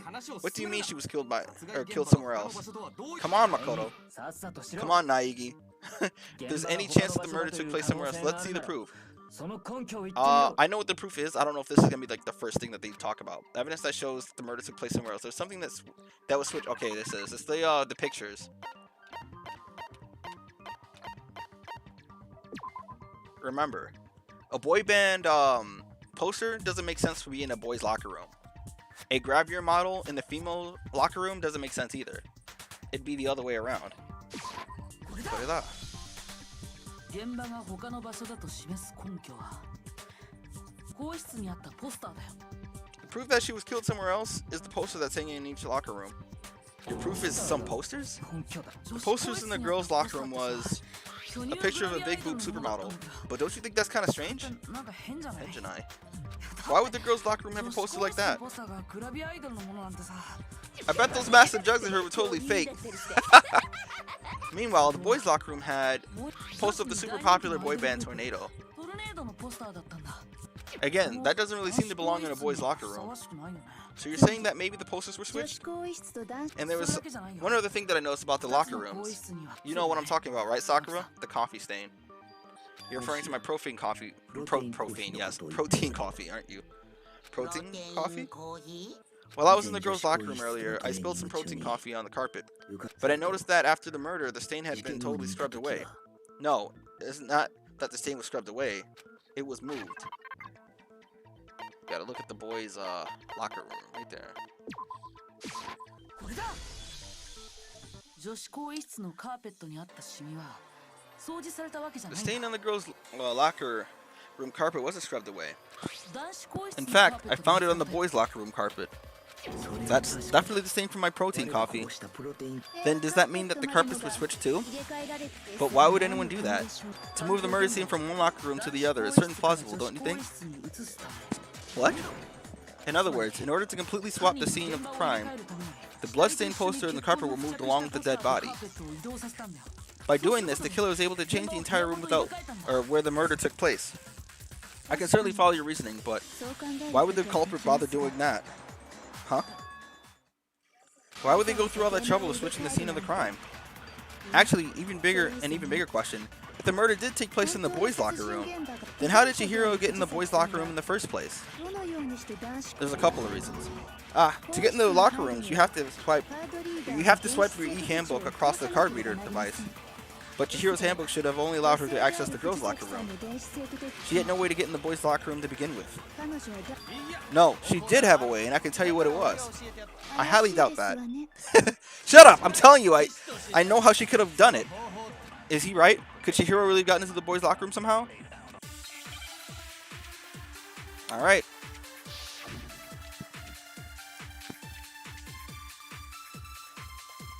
本当にあるのですか Talking about Leon's handbook?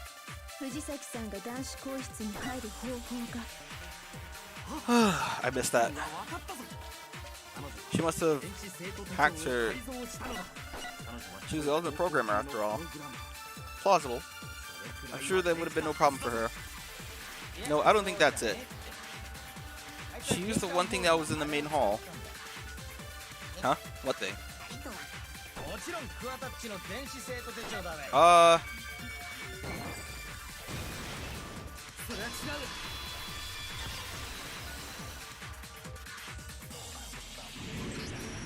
No. I don't think Chihiro used Leon's handbook. 桑田君の生徒手帳を使ったとは考えられないよ。 Why not? Because Leon's handbook was broken. 玄関ホールにあった Oh, well then yeah, I guess that'd be pretty impossible, huh? I'm struck with silence about how quickly you gave up. Plus, isn't there a regulation against using someone else's handbook? Actually, the rule states loaning your handbook is prohibited. It says nothing about borrowing one. In other words, you can borrow a dead person's handbook all you want and you'd be safe. Yup. Hit the nail square in the noggin. Of course, if it were broken, that wouldn't make any sense anyway. So then she must have hacked hers like I said. She used her ultimate programming skills and bzz, you can't fix it in e-handbook. The instant you open one up, security buzzer starts blaring. So if she didn't use Leon's handbook and she didn't modify her own handbook, maybe Mr. Naegi's initial assumption is just wrong? It seems like there's no other way she could have gotten in the boys' locker room, so I guess so. Okay, then I vote for Byakuya. Is that it then? Chihiro was killed in the girls' locker room, and Byakuya was the one who did it? Really? But still, I don't know what else I can do. Hold on a second. Chotomate. I agree with you, though. I think you're right on track. She said I agree with you, Naegi. They don't say that. What the? You finally decided to open your mouth and that's what you've got to say? There's no way there's no way she could get in the boys' locker room, right? So, Why are you so sure she couldn't get in? There's still one other way that she could have gained access. What? What are you talking about? What other way is there? Well, to explain that, why don't we take a little break from the trial? I'd like you all to see something. Wait. Just what do you think you're doing? Don't worry, this will make the whole trial more exciting. I'm sure that thought must please you. Huh? It'll make things more exciting? Well, alright, I declare an official class trial recess. Huh? For real? Now then, what is it you want to show us? Better not be boring or I'll be very unhappy. Oh, I have no doubt it'll meet your lofty expectations, so shall we go? So before I even knew what was happening, the class trial had been put on hold. We headed off with Kyoko in the lead. And where she took us was...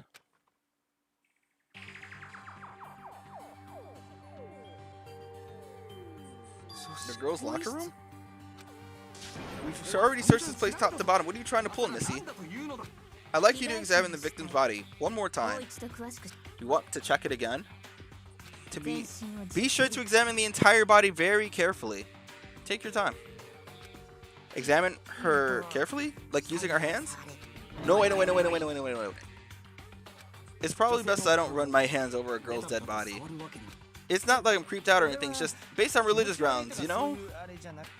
Very well, I'll do it. But you're a girl, you shouldn't have to touch a dead body. Just let one of the boys do it. No, it's okay. I think Chihiro would rather have a girl examine her. Just leave this to me. Sakura. What is this? Some kind of secret girl-on-girl action? Is this what you two are about?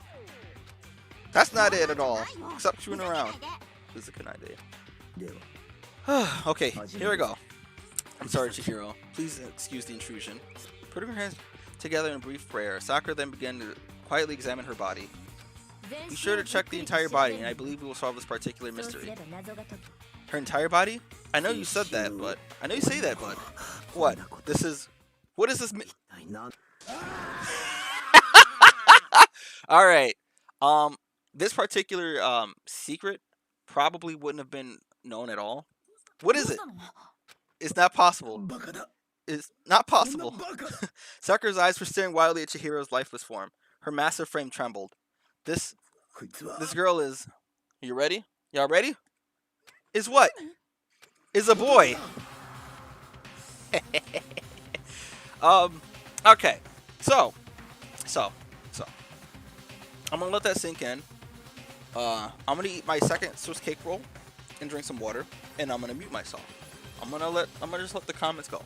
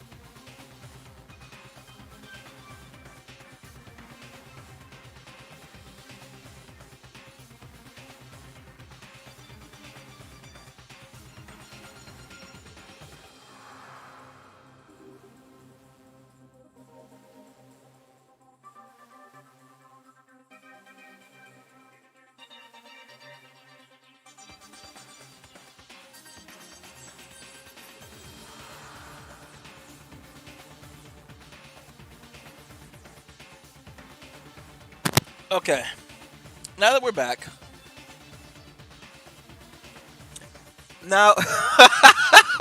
so here's the thing, right?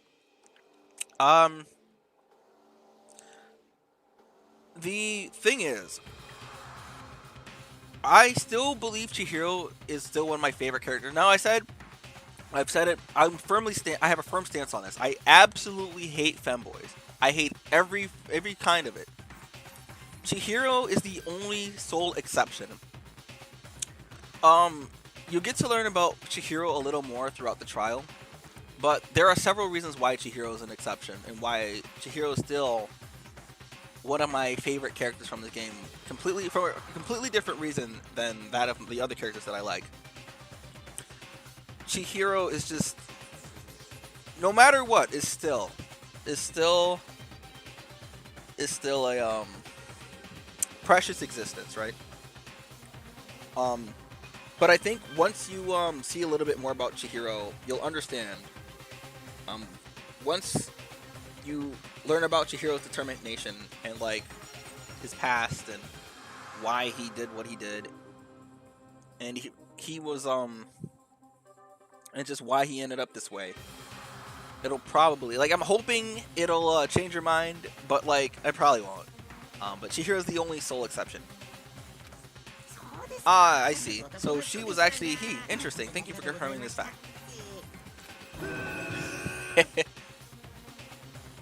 No, no.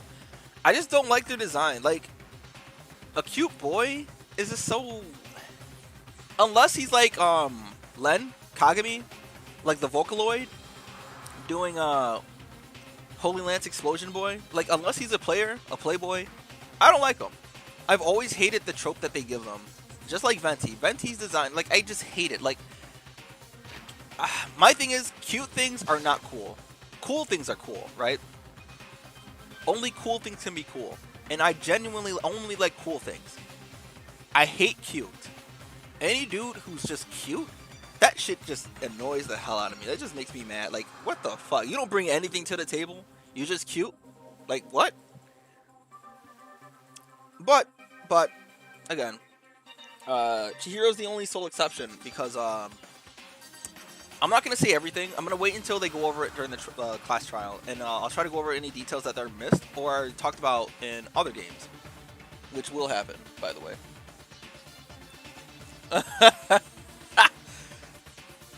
You're joking, right? I wouldn't joke about this.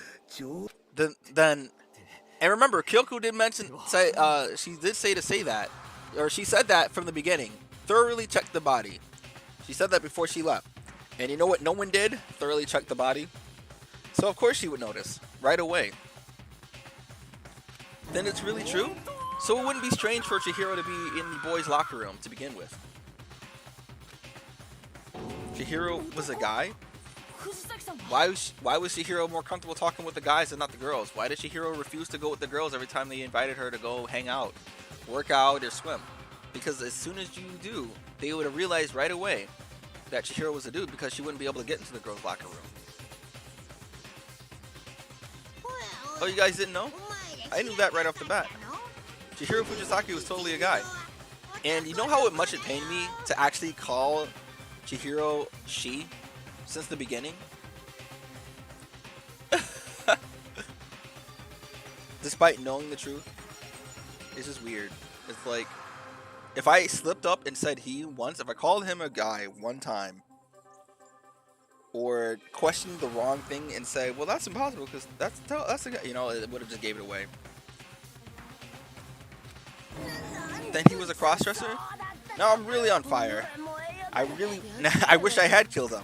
Because then, see, that's the thing too, because during the trial, remember when I said, I made it a point to make sure you knew that all of her victims were guys. And she was even saying it was like cute guys that she killed. And I was like, and I was thinking to myself, well, I guess technically that's still kind of right. So she would have killed him. Hey now. Chihiro's still cool in my book. But just wait a little bit throughout the trial. You'll learn more about him.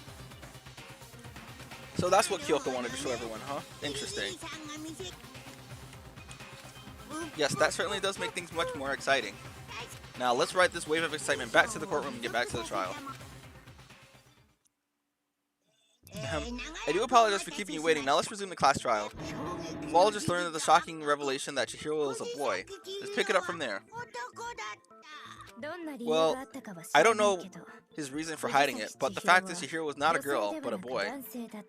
To think that Chihiro was actually a guy.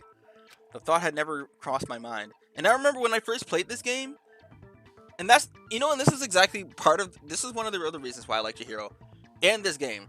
Out of all the games to have like a femboy like this, it's not obvious at all.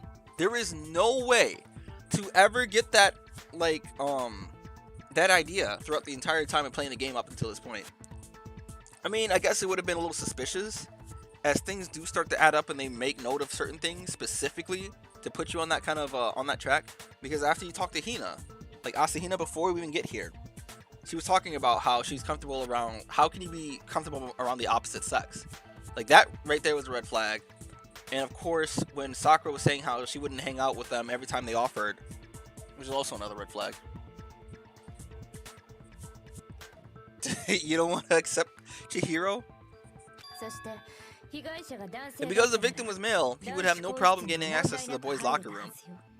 Assuming his handbook did, in fact, list his gender as male, then yes, that would be true. Of course his handbook said he was a boy. He dressed like a girl, but he was a boy through and through. So then there would be no issue with Makoto's initial assertion. The victim was killed in the boys' locker room and then later moved to the girls' locker room. And the killer could have easily used Sayaka or Junko's handbook to get into the girls' locker room. So Chihiro really was killed in the boys' locker room. I still don't understand the motive for moving the body, but yes, that does seem plausible. So remember the secrets that everyone had? Chihiro was actually willing to share it all with everybody, but only when the time was right. Well, I must admit, I did find it rather odd. I knew he felt a little off. There was a certain incongruity, yes, to his female body. This is the most titillating situation. So now everything has been connected. All the mysteries will finally become clear. Okay, well, connected or clear, whatever. We still think you're the killer, remember? Very interesting. This has been very interesting indeed. Ah, yes, he's off in his own little world. What about you, Makoto? After everything you learned, do you still think Byakuya is the killer? Well, without a doubt, Byakuya is the one who made Chihiro's death look like Genocide Jack did it. But I think he might not have actually been the killer after all. What? We're actually the one who accused him in the first place? He just seems too easygoing about all this. Like he's enjoying us solving the mystery. Well, you are an exception to the rule, Des. The way he's acting, it makes it seem like it doesn't have anything to do with him. And you think that it might be because it doesn't have anything to do with him? Plus, the evidence he left behind was a little too, how can I put it, overt? He consciously chose to use the extension cord, knowing it could connect him to the murder. At least that's how I see it. And Byakuya, when you found out the murder took place in the boys' locker room, it seemed to rattle you. And then again, when you found out what Chihiro was actually a guy, if you really were the killer, that stuff wouldn't have had any effect on you. So that's your thinking, huh? Well, it bothers me that you don't have any more concrete reasons, but it's fine. I guess I'll mark it as correct for the time being. Mark it as correct?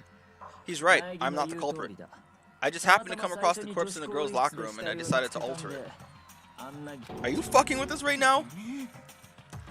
No, I am not effing with you right now. I'm telling you the truth. Well, I find it very hard to believe. Go ahead, find it very hard to believe. You're free to be executed along with the rest of us. If you're really telling the truth, then why? Why do you do that to his body? My reason hardly matters right now. Uncovering the culprit is much more important, wouldn't you say?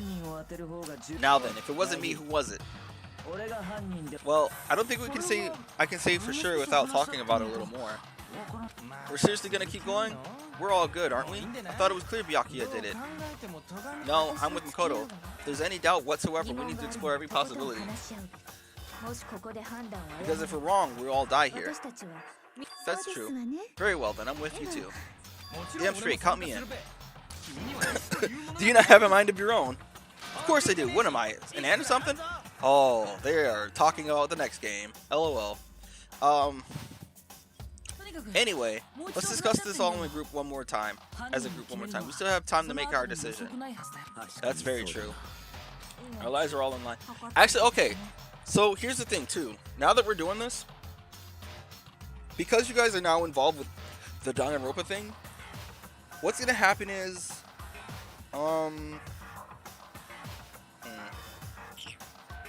shit. Once I do the second game, I'm trying to figure out the order in which I'm gonna do this. I think I should play Danganronpa 2 first, and then play Ultra Despair Girls. But because I saw the anime for Danganronpa 2, I already knew everything that was going on in there, so I played the Ultra Despair Girls before the second game. I'll look up the order again. I'll figure that out later. Excellent. それでは Then shall we resume our game of hide and seek? ゲームの But if Byakuya didn't do it, then who's the real killer? Who murdered Chihiro? There's a lot to unpack still. There's one thing that we can be sure that we know about the killer. How long have I been going? An hour? Yeah. The killer was able to gain access to the real murder scene, which means the killer is a guy. Since the crime scene was the boys' locker room, you would need a boys' handbook to get in. Since Leon's handbook is apparently broken, the killer would have to use their own. In other words, it had to have been a guy. But that's still not enough. I need to find more clues. Celeste Cow. Oh, we're getting here already. 何か犯人に繋がる There 手 isn't が a かり single は clue ない that might lead us to who. Is that it? Already? Hold on. Let me. Oh, clues are one thing. I'm sure if someone saw the killer, they would have said something by now. Perhaps someone saw the victim at some point. Even that now would be enough for now. 今は少しでも新しい情報が必要だしね。 That is new information. Hey yo. All right, whatever. 何か犯人に繋がる Single clue. Yeah, yeah, yeah. 誰か犯人してたら最初ならば被害者の目撃でもよ今は少しでも新しい情報が必要。 It's all over. やっぱ無理だどうせ被害者を目撃した You の know は who's all? 犯人だけでべ The killer and only the killer. そいつも名乗り出ねえだろうしおしまい Oh, you know what? Hold on. No, as a matter of fact, there is an eyewitness account regarding Chihiro. She has more information than that. So am I using that on the first one? 何か犯人に繋がる手がかり No. はない Is it the killer? Is it the part about the killer being the one who could have seen it? 何か犯人に繋がる手がかりはない Because I know what they're trying to get to, but I'm trying to figure out how it connects to it. 誰か犯人を知って If someone saw the killer, they would have said something by now. ならば被害者の目撃でもよ Perhaps someone saw the victim at some point, 今は少しでも新しい情報が必要だしね but。there is new information. Or there's other information. Is that the last, like, 犯人だけだべ but is that something to shoot at? そいつも That's what I don't know. 名乗り出ねえだろうし Yeah, I'm gonna try shooting at that next. Yes, she has information about it, but like, 犯人に繋がる手がかりはない誰か犯人してたら最初ならば被害者の目撃でもよ今は少しでも新しい情報が必要。無理無理どうせ被害者を目撃 You wanna know who saw the victim? 犯人だけだべ oh, the victim, right? Yeah, yeah, yeah. それは違うよ I was thinking the killer. I was like, huh. 被害 I 者を believe someone else 目撃 did した see the 人なら victim before 他にもいたはず he was murdered. What do you think, Celeste? Now that you mention it, I did. I did see him. Huh? Really? マジですか。 Oh, but I suppose この only. 話 Oh, じゃない this is how we していませんでしたか。 This right here is exactly how we expose who the killer is. The rest of you had no idea, did you? 皆さん知らなかったん That is why you're all です making ね such ugly noises. ですから醜く騒いで Whatever, just hurry up and tell us. 昨日の It was last night. There was a detail that she mentioned. 藤崎 You have an idea? 君を寄宿舎の Message 倉 me. 庫で目撃したのです If y'all have an idea, a concrete idea of who it might be, message me. It was last night, before the nighttime, or right before nighttime. I saw Chihiro in the dormitory warehouse. I saw him stuffing a track jacket in a duffel bag, and then I assumed he headed off to exercise. A track jacket in a duffel bag, but we didn't find anything like that in the murder scene.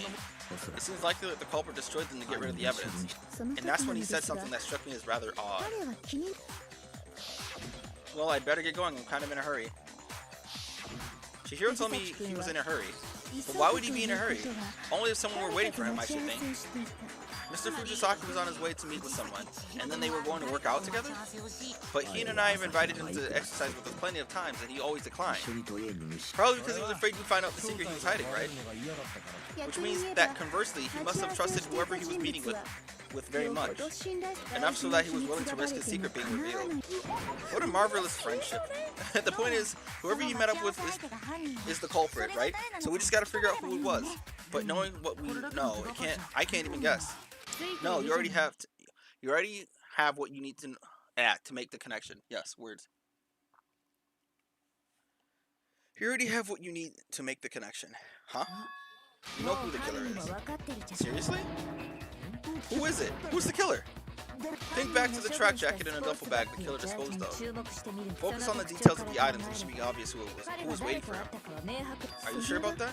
本当なんですね You really think we can figure it out based on the two pieces of evidence we don't have? What do you want to track some fingerprints or something? Even if we had the equipment for that, we wouldn't know how to use it. As was noted, the evidence is already gone. There's nothing to get fingerprints from. Maybe, but we can make certain inferences if we just take the time to talk it out. Easy for you to say. But fine, Celeste. Did you notice anything special about the bag or jacket? The bag was just a normal duffel bag from the warehouse. All the bags in there are the same, so I can't imagine what would make that one special.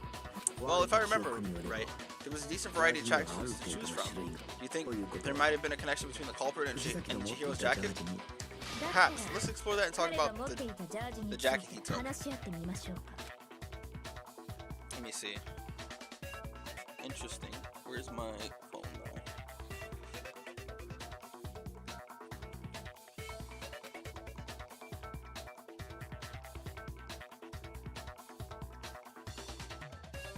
Waiting for my phone to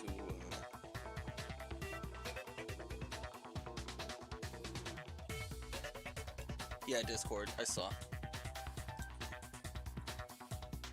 Somehow it's really hard to believe.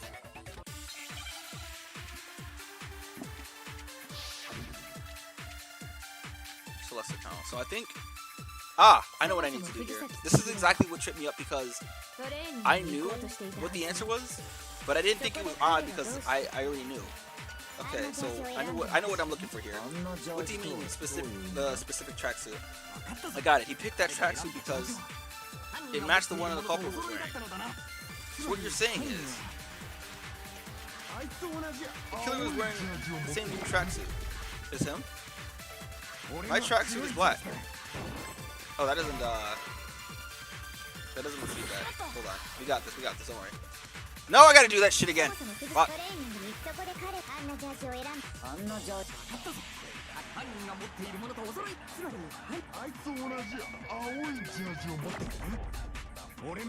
This tracksuit is black. I don't even have a tracksuit. Because exercising sucks. I have a white tracksuit personally. I got it from the warehouse, if you must know. And didn't that really help us get any closer to figuring out who the culprit was? Press the wrong button. No way, not a chance. She's right. What he said just now is really odd. How did you know something like that? First of all, we know where Chihiro was headed. He's on his way to go exercise. So next we have to ask, why did he choose that specific tracksuit that he did? What do you mean the specific tracksuit? He picked that tracksuit because it matched the culprit. So what you're saying is...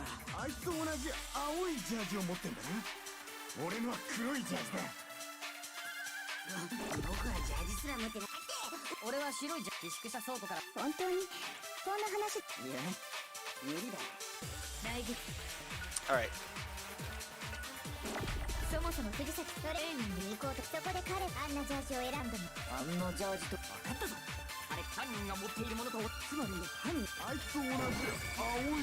Fucking Christ, brother! Oh, you know what? I know. I got it. I don't gotta do that.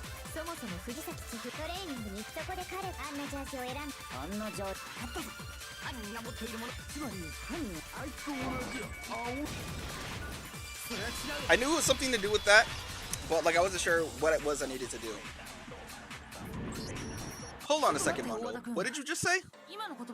Huh? What'd I say? When Celeste testified a few minutes ago, she said, I saw him stuffing a track jacket in a duffel bag, and then I assumed he headed off to exercise. She never said anything about the jacket's color. So, why did you say Chihiro's blue tracksuit? What? What do you just... Hey Celeste, what color was Chihiro's tracksuit? As a matter of fact, it was blue. And before we began the trial, did you tell anyone that? The only one I told anyone of this was you. Then Mondo, how did you know what color Chihiro's tracksuit was? Because I'm sure he saw the clothes at some point in the investigation. No, that can't be it. The bag and the clothes were surely disposed of by the time we began our investigation. The only reason he could have known what color the tracksuit was is if he saw Cherry with it before he died. That's the only possibility. Cherry? Are you talking about Chihiro? So how about it? Did you see the tracksuit or didn't you? I just happened to see it last night. He walked past me and he was carrying the tracksuit in his hands. No, that can't be it either. According to Celeste's testimony, She stuffed the jacket in her bag in a hurry, as long as he was trying to hide it. And just like that, she was gone. When Celeste noticed it, Chihiro made a point of making sure the jacket was completely in the bag. If you just ran into him briefly, you couldn't possibly have seen what color the tracksuit was. It would appear you dug your own grave. So when I first played this, right? Perhaps, but you handed him the shovel, didn't you? That's why you said what you did. When I first played this, because I saw the anime and I knew who did it, it didn't strike me as odd that he would know that the color was blue. Because at this point, it being blue and the fact that he said it was blue didn't matter too much. Because I was ahead of the case. I already knew. It wasn't like I was learning about the events as they were going on. So I was sitting there trying to figure out what is so strange about that. And then I realized, I was like, oh wait a second, they don't know. Focus on the track seemed to be obvious who he met with. What a bunch of nonsense. Ah, now I understand. It was all one big bluff, wasn't it? Your true intention was to draw a slip of the tongue from the culprit.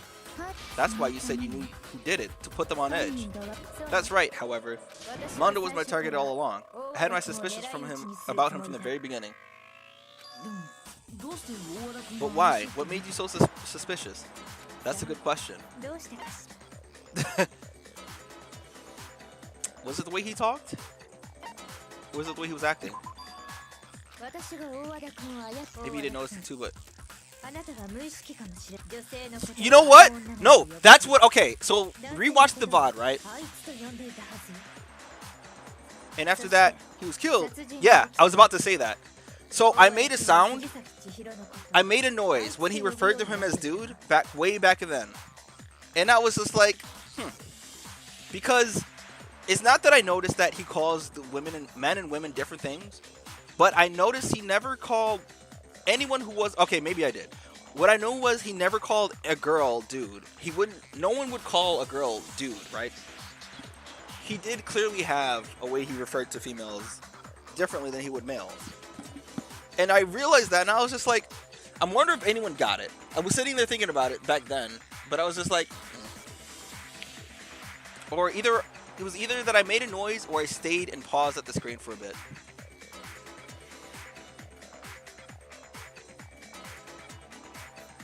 Once I picked up on that, it occurred to me Mondo knew something we didn't. You noticed such a tiny detail? Are you a witch? She's a witch. You're positively frightful. No, I'm not the frightful one. Not nearly as frightful as someone capable of murdering a friend. Mondo, was it really you? Did you really kill Chihiro? I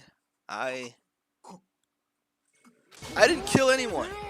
You've been all over me, judging everything I say, putting words in my mouth. What gives you the right to treat me like a goddamn criminal? Yeah, he would never do something like that. This is a false accusation. It's true, my reasoning on that is pretty shaky. But that was fast. Well, this does present us with one problem. It seems like we're all out of leads. My time has nearly come. That's what my little ghost friend is telling me. Oh yeah, that reminds me, Hifumi. Weren't you telling me you found some evidence? Really? What kind of evidence? Actually, you know, now that I think about it here calmly, it might not be all that relevant. Jeez, did your confidence just get... Oh my god, my TV just restarted. Yo! I'm still here. The stream is still going. But my TV just suddenly restarted. Jesus fucking Christ.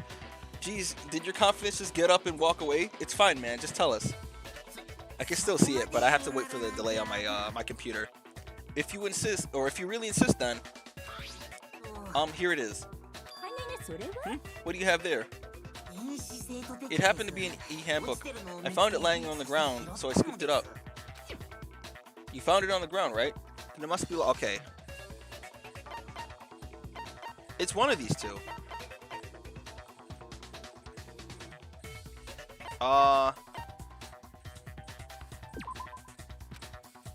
What the hell? Oh my god, really? I figured I didn't realize all my last life. But yeah. See, all that happens is that you just start over from right where you were. But I was trying to remember because I know what happened to Mondo's Oh, I gotta start from this part? Oh my god, whatever.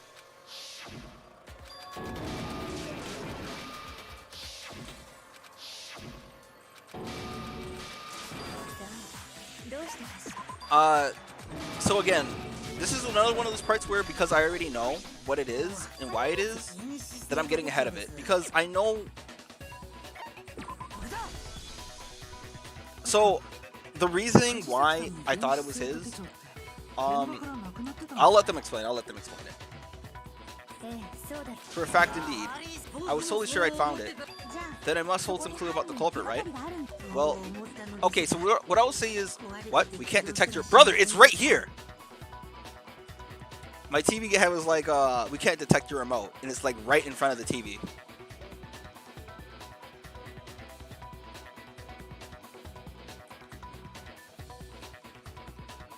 So... Remember what Monokuma was saying about... There's a way to break the e-handbooks. Only one person found out by accident. And they'll explain it though. They'll explain it. I imagine the culprit broke it to get rid of any evidence after the murder. That's odd. I don't think the handbooks were quite so fragile. You're right, they're not. They're totally waterproof and shock resistant. It would take an awful lot to break one. And yet, this one does appear to be broken.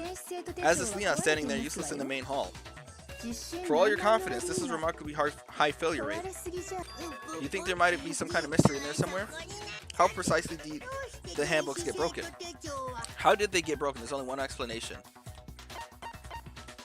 No, that's not what I wanted. Jesus Christ, I thought I went up. It was the first one. You already told us before that the handbook has a weak point, didn't you? You remember that? Sure. Maybe I let that slip, but I never told anyone what the weak point was, actually. So, we're gonna get there in a second. But the weak point was, if I recall, it was the steam. It was the steam. Nope. But if the handbook is supposed to never break, and two of them broke in quick succession then we can only assume that someone figured out its weakness. You know what the weakness is, right, Monokuma? So what is it? Huh? You're asking me?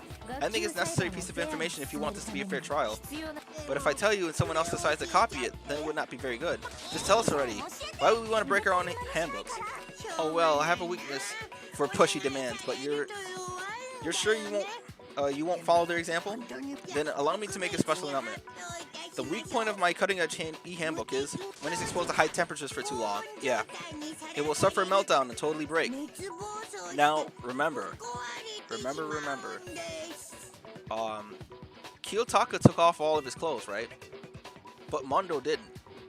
And on Mondo's person was his handbook. I flippin' knew it. You knew? Yeah, because I found the handbook laying on the floor of the sauna. The temperature in the sauna can reach over 200 degrees. Turns out you don't get burnt, huh? It's because your sweat evaporates, creating cool layers around your skin. If the hot air in the sauna were somehow pushed directly into your skin, you definitely get fried. That layer of air would get blown away. That's why you may feel burning when you move around. So when you're in the sauna, make sure you keep nice and still. Wow, interesting. I learned a new fact today. That is a mere trifling speck of knowledge. Anyway, if you found the victim's handbook in the sauna, then the killer must have been purposely trying to raise the temperature in order to break it. Meaning the culprit somehow knew its weakness. So that's why I thought Mondo was at first, because it was like, yes, it could have been his. He could have, remember, because of what I just said. Because he knew that it would break under those circumstances. After his being whatever. So I didn't think, but whatever. But how'd they find out? Monokuma said they didn't tell anyone, right? Indeed, quite the mystery. What if they found out by accident? What do you mean by accident? What if the killer took their own handbook in the sauna, not knowing its weakness, and it broke? They'd realize it was broken, of course, and it wouldn't be hard to figure out why. And once they had Chihiro's handbooks, they knew they had an easy way to dispose of it. I wouldn't say it's not possible, but who would have done something like that? I don't know anyone who took their handbooks into the sauna. You don't, but 3 people do. I might know someone who did. Whoa, seriously? I think the only one who may have taken their handbook into the sauna was... Yeah, who might have brought their handbook into the sauna? It has to be one who wore the clothes on the sauna, into the sauna. It was...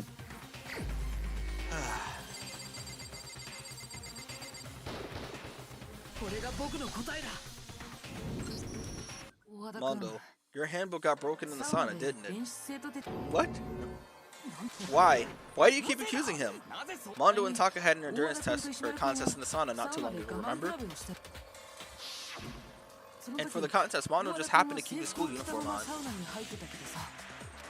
But little did he realize he also left his handbook in one of his uniform pockets. And when it was all over, Mondo discovered that taking your handbook into the sauna could easily destroy it. No, wait, hold on. You got it all wrong. He would never kill. I don't accept this. Show me proof. The actual solid proof. I mean, I don't want to believe it either, but I found something that proves beyond a shadow of doubt. Alright, what's the thing here? What's the detail? Make your argument. Card reader. Let's see what all the texts are. What if what he says is correct, then Mondo broke your own handbook. In other words, if Mondo's handbook is actually broken, then that proves what Makoto said is right. My goddamn handbook works just fine. See? Look! So it was wrong after all. Mondo wouldn't hurt a fly. But he can use... I'm sure Mondo's handbook broke during the sauna shutdown. If I can just prove... or showdown. So what in this says that, though?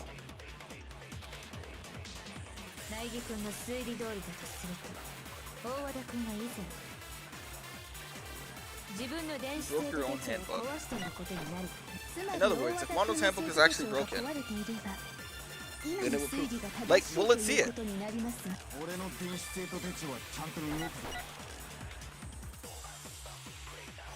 There's no way to see that the Alright,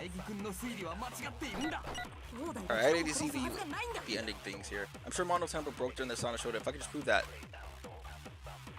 then it will show that the handbook Mondo has must actually be. It should be Chihiro's then, right?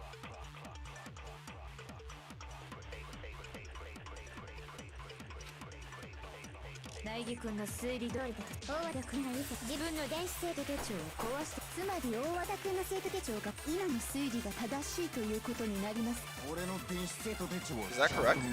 No. But I feel like it has something to do with that part. There is a contradiction there. So I might have to take one.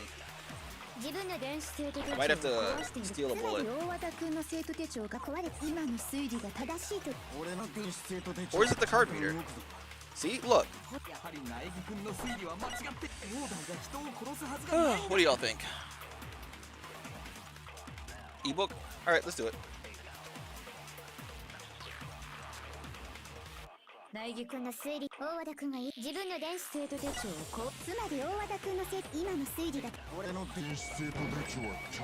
Unfortunately.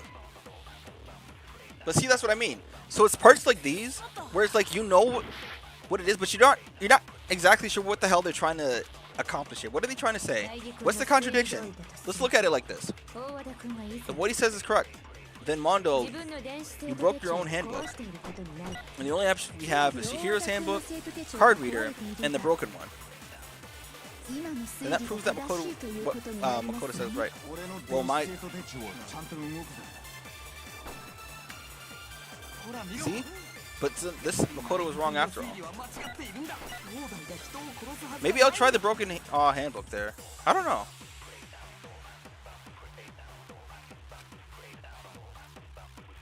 You want some eggs? Yeah, Taka, he's just... Oh, wait. Card reader.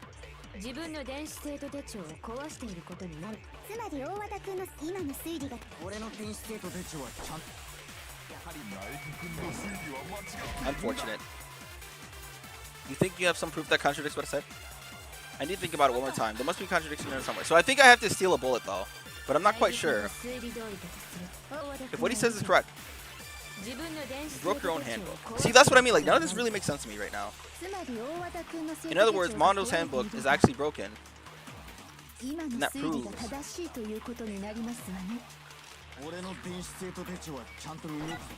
Did we try this yet? See, that's the thing. It was so obvious. I was like, wait a minute. But that can't be it. Because there's no need to even do this at all. Mondo, the handbook you have right now, is it really your? See what? Where does that even mean that it's hit? Like what? This is what I'm talking about, right? The wording on this, because look, we know what they're trying to say, but in what situation does broken handbook on his by his work fine? Like anything that we were discussing could also contradict that. This is literally what I'm talking about, man. But we got it. The fuck is that supposed to mean? The broken handbook that was in the main hall. Isn't that one actually yours? What the heck are you talking about? What I mean is, I think Mondo swapped his handbook for one that actually works. Like Chihiro, right? So that's what I mean. Like when I shot Chihiro's bullet in that statement, wouldn't it make sense to think that, oh, well that's not your handbook, huh? Yeah, that's what I mean. I think he took Leon's handbook and replaced his own. Ah! Oh, you know what? Okay, that makes more sense. It's not Chihiro's handbook. So that part was totally wrong. But what I mean is, or what I see here is, they all assume that Leon, and that's the one thing I forgot to clear up because I didn't think about it anymore. Leon's handbook still works, and Leon's handbook wasn't taken into the sauna. The only ones that were taken in there was Chihiro's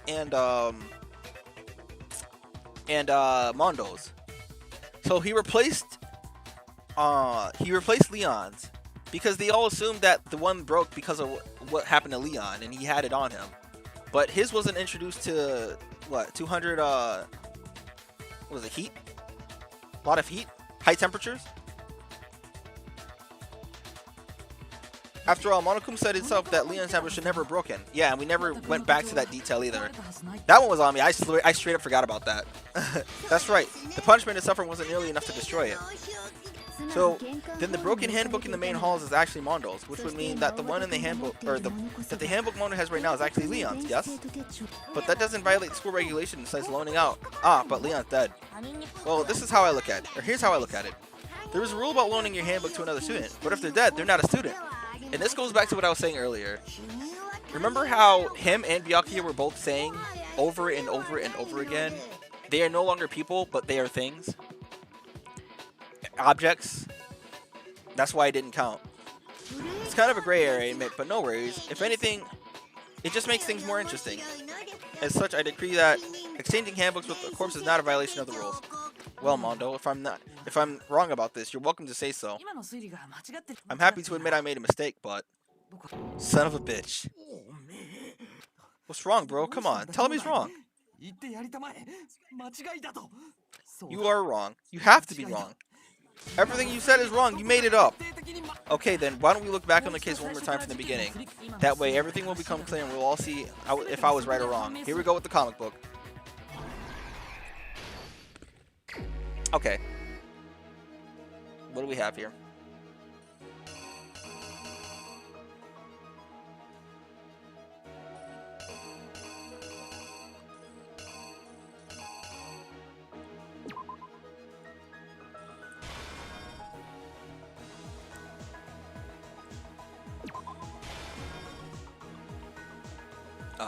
What?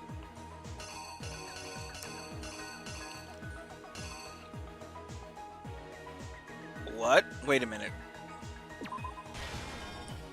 Wait, okay. What? What is first? What goes where?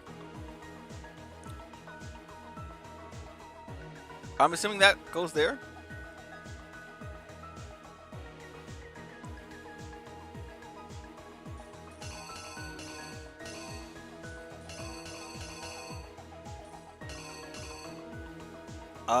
Okay, let's figure out the other parts first then.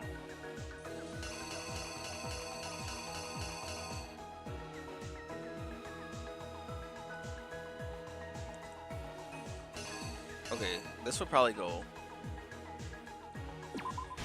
No? I feel like that wouldn't go there, actually. Actually, maybe it does.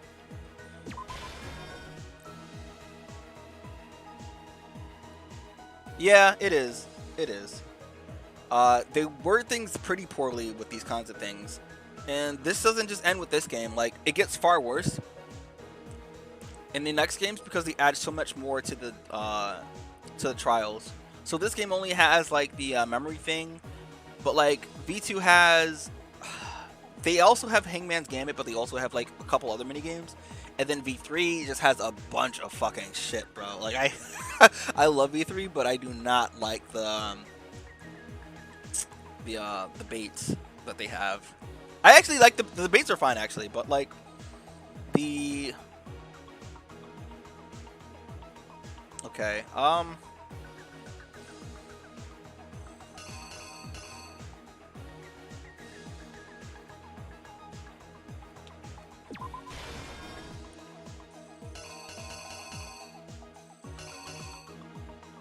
these are both right there, but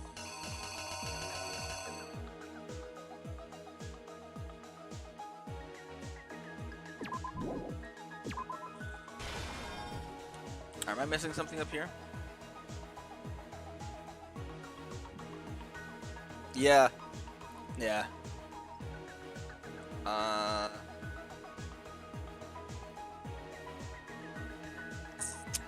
And then he came in.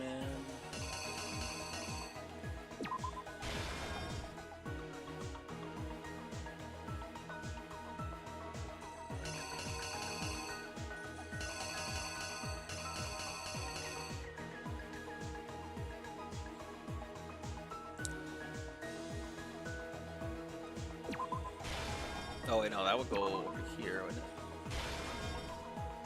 it? And what is that? Oh, that goes beforehand, actually, hold on.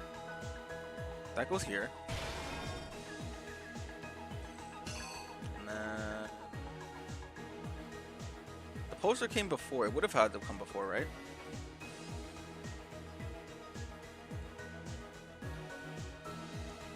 Okay.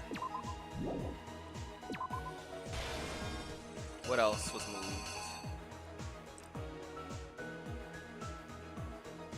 Well, that would go. This one would be in the.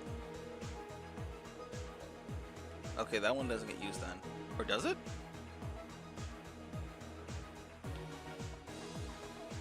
Brother, how are you supposed to understand? Like, this shit is always the worst part about it. This the pool. I don't think anyone was in the pool, right? So that doesn't really make a whole lot of sense. All we have left is a dumbbell and yeah. It starts from here. It's like a Japanese comic.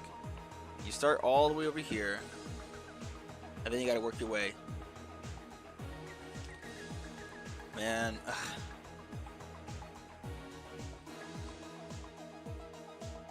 Like, he rolled this up, he took down the poster, he carried Chihiro's body, but like, what goes here doesn't make any sense. What could go there?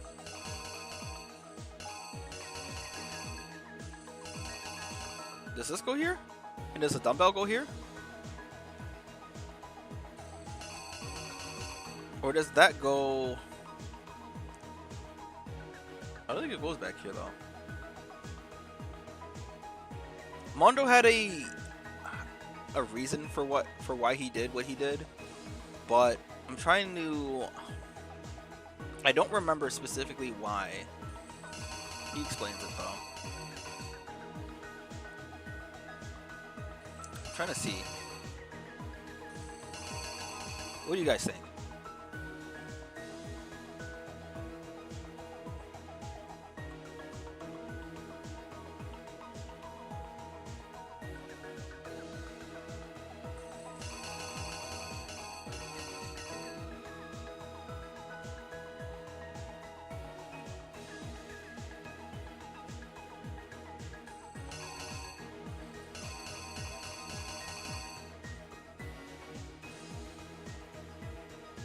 Like, I don't even understand what could go there. Like, looking at what we have these three, right? And then this picture of someone in the pool.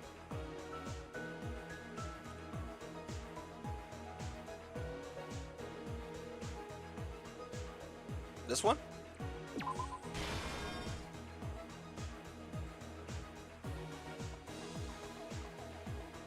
I only wonder that because of this is there. Here's what I'm gonna do. I'm gonna just put this here, and we're gonna see if we get it. We can just fix it on the way if it's wrong. ずは事件前から昨日の夜セレスさんはその時藤崎さん You're stuffing something into a duffel bag. あるものを入れていたんだ That's something with a blue tracksuit. You can confirm that, right? セレスさ Celeste? んは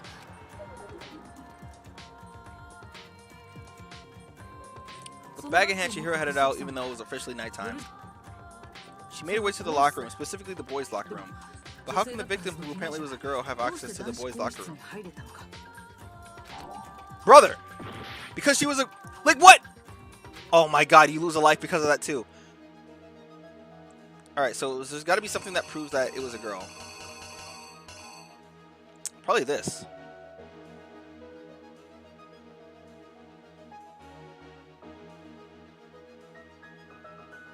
So stupid. I fucking hate these, man. So I'm guessing because it's blue. Nah, fuck it, man. I'm not trying to sit here and do this part like 600 times. I hated it back then and I hate it now. Even if you know the order of the events, the pictures don't make it quite clear about the actions and what's going on. So it's like, how on earth are you supposed to get there? And these don't get any better either, is the problem. Or would it be this one? That one could still be there, actually.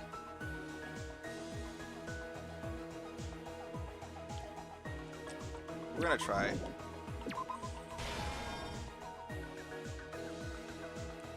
Hey, yo!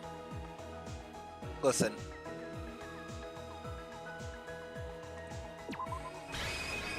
Let's try it. Don't make me start this shit over. Actually, I think I have 2 hearts left. Alright, we did this part already. That's correct. Brother! Oh my god. Sheesh! I'm sitting here trying to figure out how that doesn't make any sense.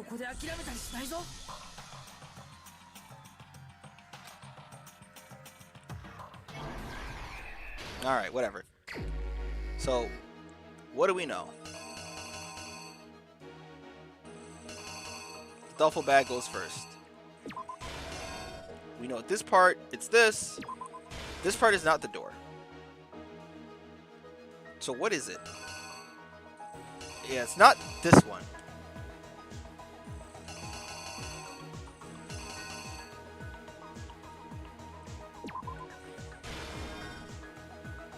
Is that it? Or is it this? Oh wait, did I have this here? No, they don't have it in their hands.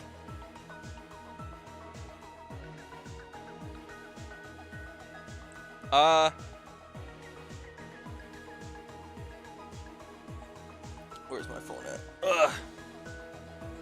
Random message.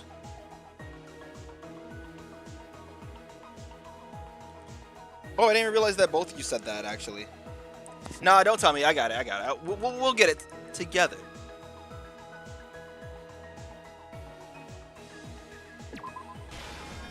Okay. So I'm assuming this goes here. Then that poster, not this one, the other one. Alright, they rolled up the evidence. And then they... Oh, wait. This wasn't in the correct spot, was it? Is it... Wait a minute. Is it... Is that Chihiro entering the boys' locker room?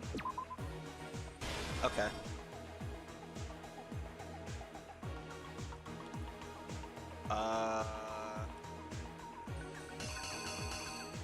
So what I had here was...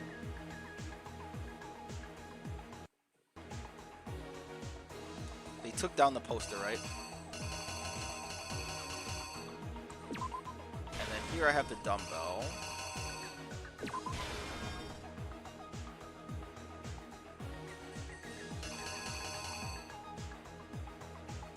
I'm guessing this goes here.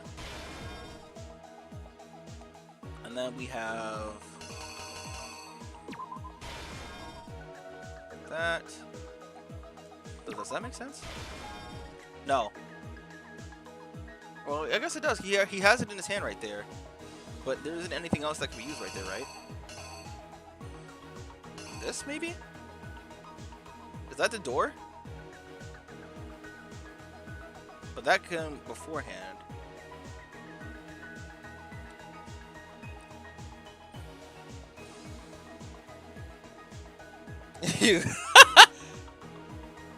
Yeah, I know. That's what I mean. Like, I'm going off of like what I remember too. But like, Jesus Christ, I always hate these because they're not clear about what they mean in these things.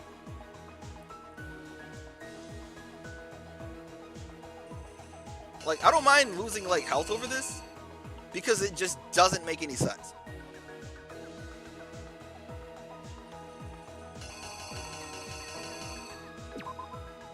Justin, that goes there. And then this part.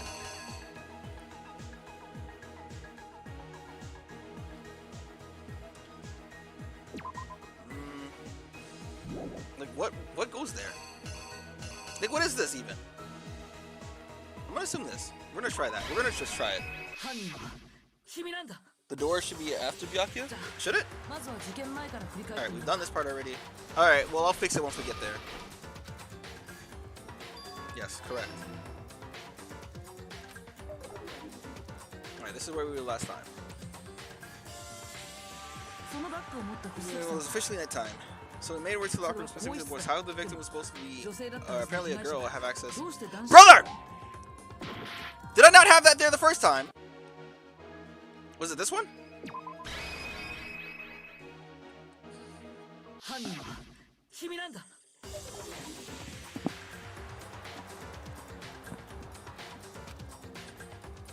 Cool. Alright, whatever.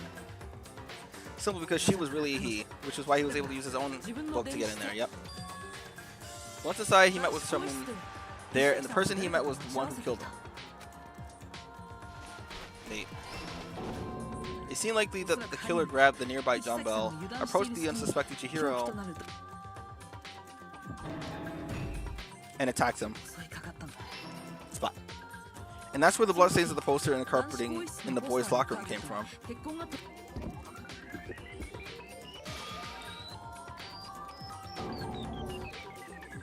おそらく衝動的な殺人だったんだ。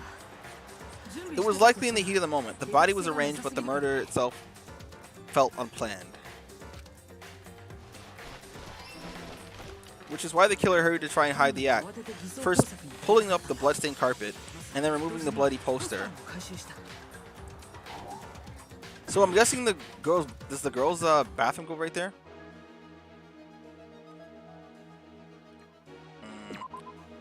Is that true though? Let me see. What other options do we have?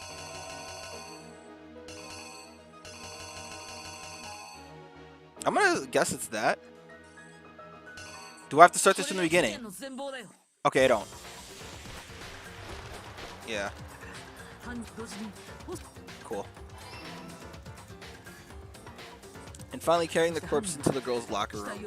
A girl's handbook is necessary to get into the locker room, of course, but this alone doesn't prove that the killer was necessarily a girl.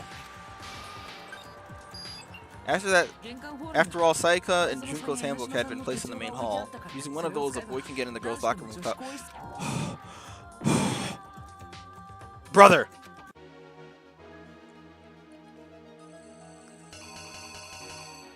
I'm guessing the dumbbell, right?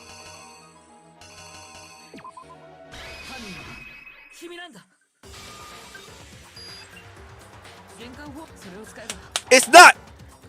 What? Oh my god, don't, not again. The killer that took something from the... Oh, they tell you! I never knew that! Wait!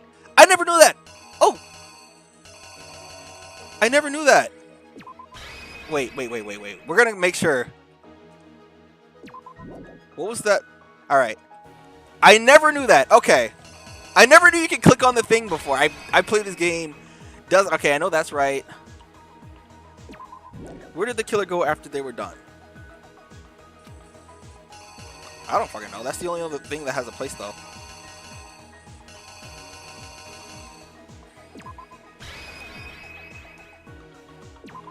When the handbook is thrown in the sauna room, what happened to it? It broke. But literally nothing here will say that. 犯人は君なんだ。 Nah, this changes everything. Because you had to basically guess on the pictures to try and figure out what the fuck the picture means and what circumstances it means. But also, you had to figure out what they're trying to get at in the scenery that they're at. Like, what scene they're on. That could have just been the end of things, but no. Byakuya discovered the body and decided to intervene in the situation and make things more complicated.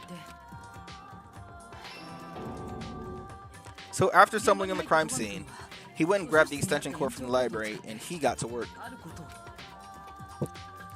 He used the cord to string up Chihiro's lifeless body.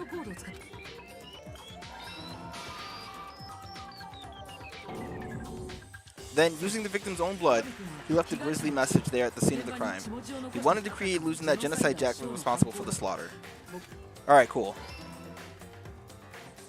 And at the same time, Byakuya was putting together this facade.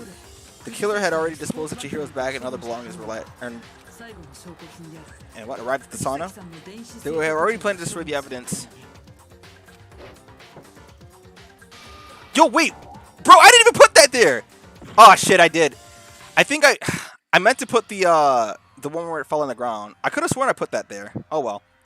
Guess what we're doing again? I could have sworn I put the one where it fell on the ground there. All right, here we go.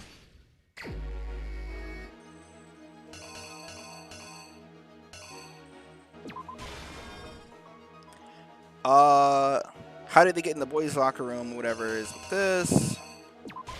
And then here was that they were working out.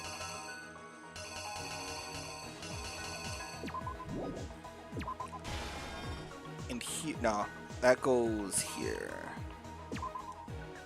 And then this one was opening the door. Right? No, this. Oh, no, no, no, no. Who was that? This doesn't go here.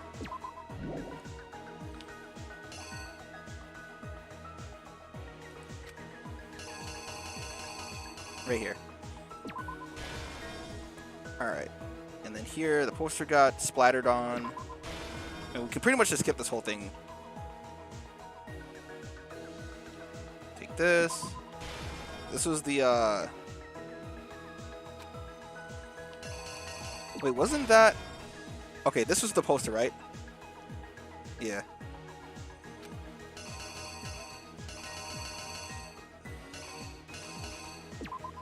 And then... the cord. This thing.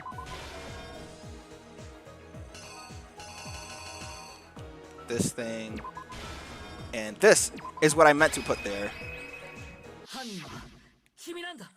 Alright, we're skipping all of this because we already know what's going on.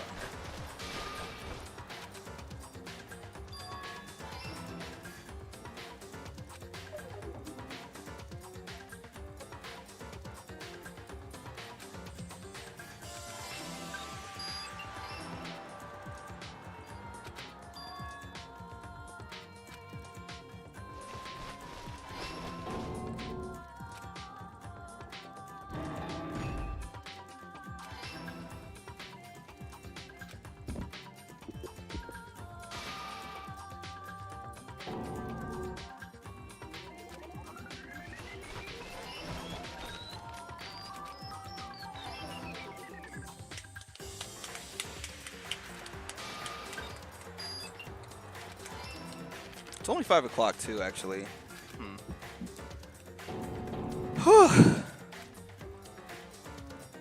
So I could start the next one. I could take a small break and start the pre-trial thing. And come back in an hour or two. Because I'm going to need... Alright.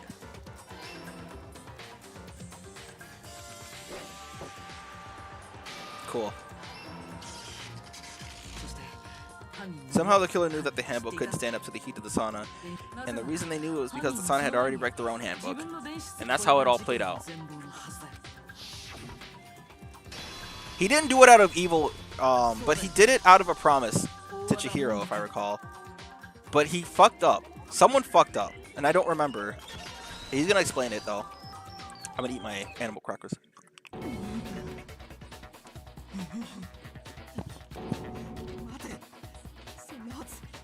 ないんだ。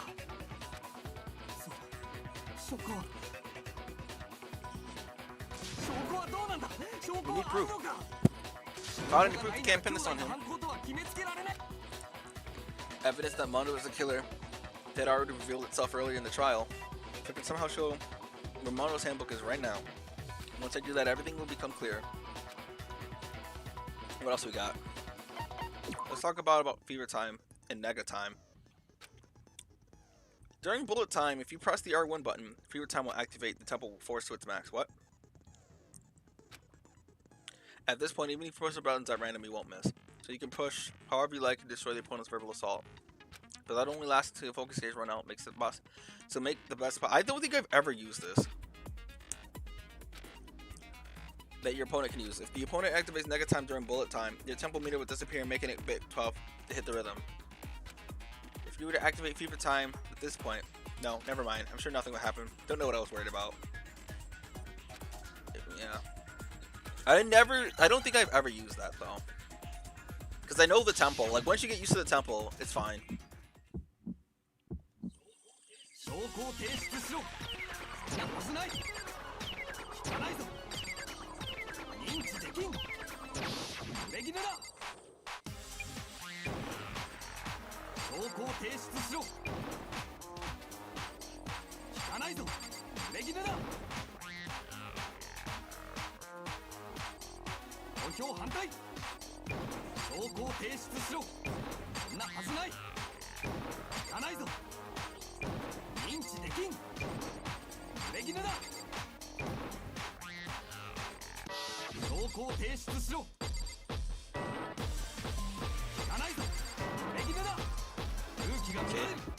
Don't even need it.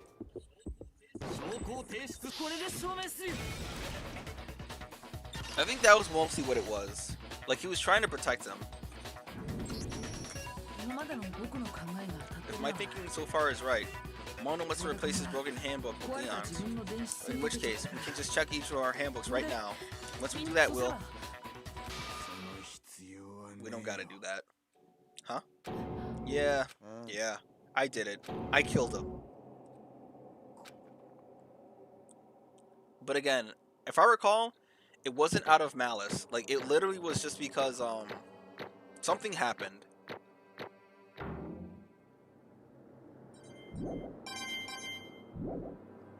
Bro, what are you saying?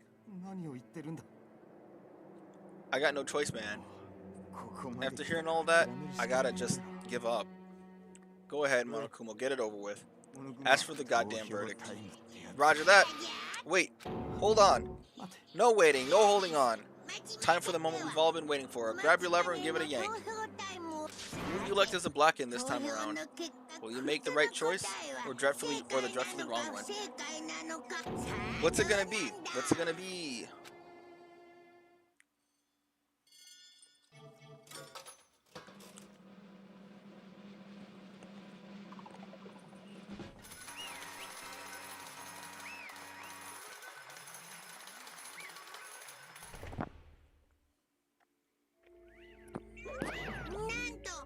Uh-oh. This time looks like we got it right again. Yes, it is so. The blacking that killed Chihiro Fujisaki was Mondo Owada.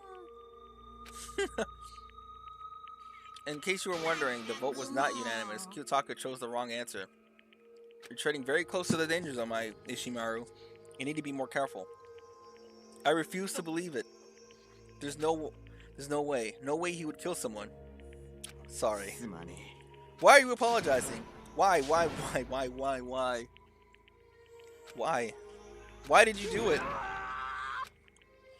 Well, it looks like Mondo was taking a vow of silence, so let me explain on his behalf.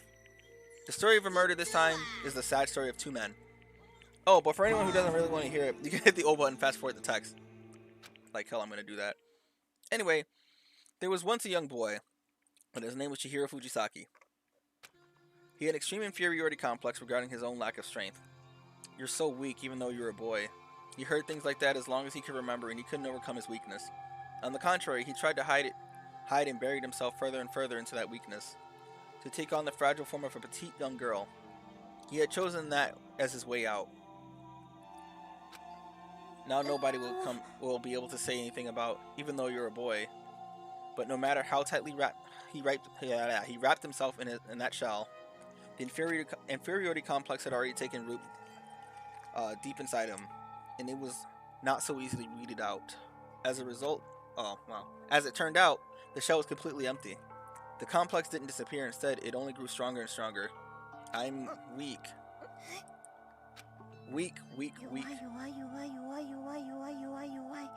he got it. Once the killing game had begun here at the school, he had no choice but to accept his fate. After all, this world is survival of the fittest. If you're not strong, you do not survive. And then the lovely and hateful Monokuma announced the revealing of the embarrassing secrets, which of course included Chihiro's embarrassing secret, which I was more willing to divulge. Even though he dresses like a girl, Chihiro's actually a boy. And that was something Chihiro couldn't let anyone find out, no matter the cost. If that was revealed, it would be the end. The hardened shell would crack, the armor would fall away. Without a doubt, those around him would torture him more than ever before. Everyone figured being thrust into such a dilemma must have sent him spiraling into despair. And yet, I'm sorry, I really don't want to talk about it right now. But I also don't want to leave things the way they are, so maybe I can talk about it later. After I try my best to become strong, then I can tell everyone. Annoyingly, he used this threat of the discovery to motivate himself to become stronger. Now's my chance. I'm going to get stronger and accept who I am. Strong enough so that when someone says, even though you're a boy, I'll be okay. I'll get better. With that thought at the front of his mind, he resolved to take immediate action. And so, that day he made a commitment to begin exercising. He was prepared to restrain his mind and body, but sadly, that would be the first and only chance he would get at it. When he decided to start exercising, he thought it would be good to ask for someone's help. But he wanted to tell that person his secret first, then ask them to help from there. And that person he went to was me. Listen, this is why I like Chihiro, man. He's an exception. He's an exception to that. Yup, it sure was. The biker gang fella had been painfully clear about how important his manly promises were. So Chihiro probably figured that even if he confided in Mondo, his honor would make him keep that secret. Plus, Mr. Macho Mondo was a very symbol of a strong man that Chihiro had always aspired to. Maybe talking to Mondo about it will help give me some courage. So he went and asked Mondo to help him become strong. Wait, what? Why is Chihiro the one saying this? So he went and asked Mondo to help him become strong. You mean Monokuma saying that? Okay. That was his aspiration. And he thought that only with Mondo's support would he be able to overcome, he'd be able to come close to that. So then, that must be why Mondo did what he did, to keep the promise he'd made to Chihiro. Huh? Did what he did? You mean that's why Mondo carried Chihiro from the boys' locker room into the girls' locker room? Yes, that's exactly what I mean. Wasn't that to cover what he'd done? That could have been part of it, but I don't think that was the main reason. The real purpose was to keep the promise between men he'd made to Chihiro. But how does moving the body keep a secret? Because if everyone knew he'd been killing the boys' locker room, then everyone would be arguing about how she got into the boys' locker room, right? Once that started up, at least a few of us would have immediately begun to suspect his identity, so... I know. He tried to protect Chihiro's secret by putting him in the girls' locker room and stealing his handbook, see? Then Mondo did all that to keep the promise he'd made to Chihiro, who he'd also killed? Why? Why would he do that? The more I hear you talk, the more I don't understand. I mean, you guys trusted each other, right? So why? Why did you... Because no matter what, I didn't want anyone to know. So that's what's triggering it after all. Oh, right. Because he was going to tell everybody about it. But because of the promise he already made, I think that's what it was. That's impossible. Nothing could have been that bad. Something he didn't want anyone to know, even if it meant killing someone? It's impossible. How many times must I 何度 repeat も言わ myself? せるな。 To judge others by your own standard is the height of folly. Even if you can't comprehend it, he obviously can. That's all there is to it. Well, while we're on the subject, why don't I tell you that embarrassing memory that secret he just couldn't let anyone know? You know what Mondo did? He killed his own brother.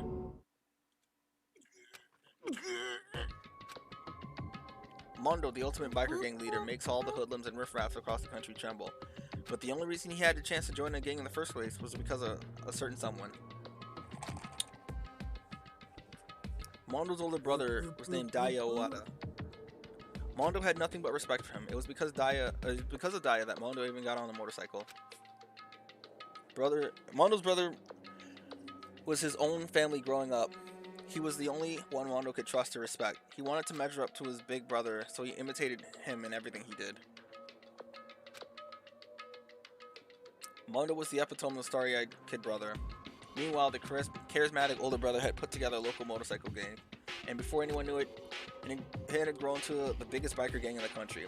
Daya, the older brother, number one in the gang, and his number two, his younger brother, Mondo. In the beginning, everything was peaches and gravy, but when Mondo started to think about how he would have to take over the gang from his brother someday, his brother's greatness, his reputation began to gnaw on Mondo's very soul. The kid's gonna take over for Daya, huh? Daya created his gang with his bare hands. Mondo's just along for the ride. Can someone like that really be our leader? All that'll do is make the gang look bad. Almost every day, Mondo heard the gossip and whisperings of other members in the gang, which is why I gotta get stronger. Stronger than Daya. Just one time. No matter what, I gotta win. I don't care what it takes. I'm gonna come out on top. I gotta come out on top. And on the night of his amazing brother's retirement ceremony, Mondo challenged him to a street race. But during that street race, tragedy struck. The kid brother pushed ahead with reckless abandon, eager for victory, and dashed into the oncoming traffic. But suddenly, Crazy Diamond! Ha! That's right. That's why it was a JoJo reference too. Laying in the kid's brother's arms, the older brother delivered his final words. My bad, kid. I fucked up. Sorry. So let me explain, right? For those who aren't into JoJo, he's definitely after Josuke Higashikata. And Josuke has a pompadour. It doesn't look like this. And just like Josuke, he got mad when somebody insulted his hair. And Josuke has it. He throws a fit several times. Like, this man sees red. But JoJo's stand is called Crazy Diamond. That's the name of their group. That's just funny. Of course, he knew it was his brother's fault, but Daya never blamed him for what happened. Hey kid, the rest is up to you. No matter what, you gotta keep the gang together. Truck-kun, yeah. Because it's the team, you and me put together. It's a promise between men. He decided to hide the truth of what happened from everyone else in the gang. In order to keep the gang together and keep the promise to his brother, he could never admit to anyone it was his own weakness that had caused the accident. And as a result, the team was made even stronger under the banner of the kid who had bested his big brother. Daya was going to lose to his kid brother, so he got stupid and got himself killed. That became the explanation for what happened. Mondo's lie became the truth. Man, Persona 2 vibes. He wanted to lead the team so bad, he was willing to tell all kinds of lies about his brother. I'm strong. Strong. Sioi. Sioi, yeah, see? Sioi. OI. Was that weak? OI-ness? So you remember, Chihiro was going on about how weak he was, and then he's going on about how strong he has to be. And yet, as soon as our killing game began, he realized, no matter how tough he pretended to be, he was just another weakling that could die in an instant. Oh, I remember! No, I remember what happened. Okay, I'm not going to say anything. I'll wait till him to get it. I think it was because he believed Chihiro... I'll say this part, though. I think it was because he believed Chihiro was stronger than he could ever be. That was one element to it, I think. And then the lovely and hateful Monokuma announced the revealing of the embarrassing secrets. At that point, it was clear I would have no problem shedding light on his secret. Mondo killed his own older brother. But if it ever got out, yeah, no matter what, I couldn't let the other gang members find out. If that happened, everything would have been ruined. Everything me and my brother had worked to create would have been destroyed. His death, all the guilt I'd been carrying around, it would have been for nothing. Ugh. So that's why I, Mondo, after I saw what Monokuma had on me, my head filled up with a kind of fuzzy uneasiness and just started swirling around. I had never felt anything like it before. I didn't know what what to do about it. I wasn't sure what to think or say, but after a while, that fuzzy uneasiness turned itself into a rock-hard lump of anxiety, way down in my stomach.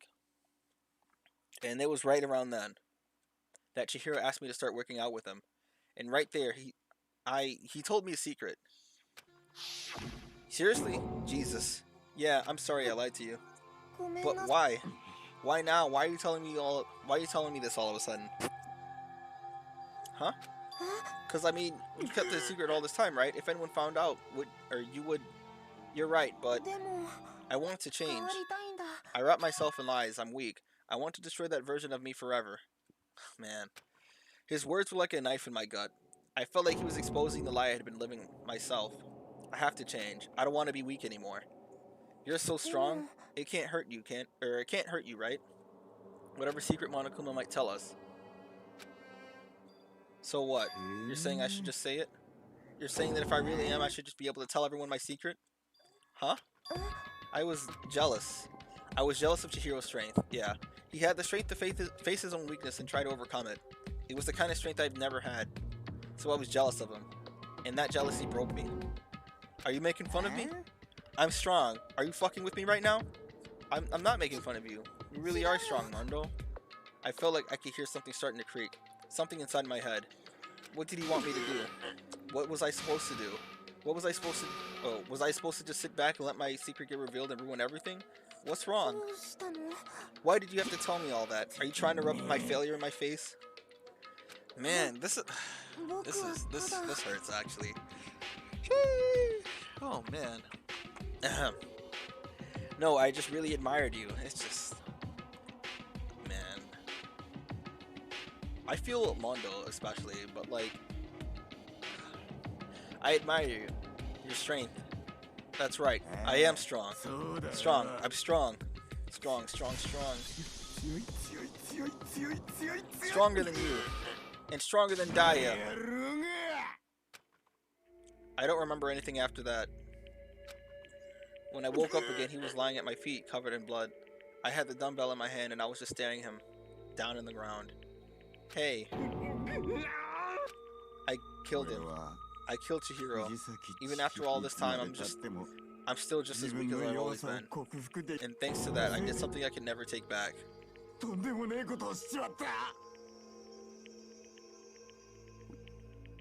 I think once you understand, you have to have been there in that mindset to truly understand, though. Yeah. Mondo. He was normally... I'm not saying it was okay for him to do what he did, but it's more like...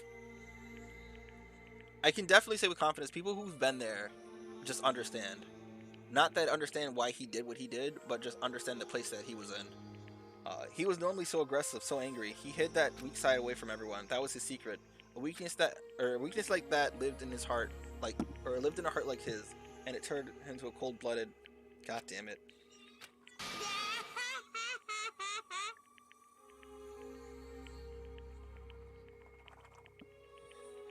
Look at him, you see? You're all just like him. For a secret from the past, for a memory. For that, he killed another living human in cold blood. He couldn't cut free of his regrets from the outside world. He doesn't know what true strength is. Do you see hope anywhere in here? Or in there? Because I sure don't. You bastard. Just shut up, you son of a bitch. Go on. Or go ahead, say that again, I dare you. Okay, I'll say it as many times as I want. Is what I want to say, but... Unfortunately, I can't do that right now because the time for punishment is fast approaching.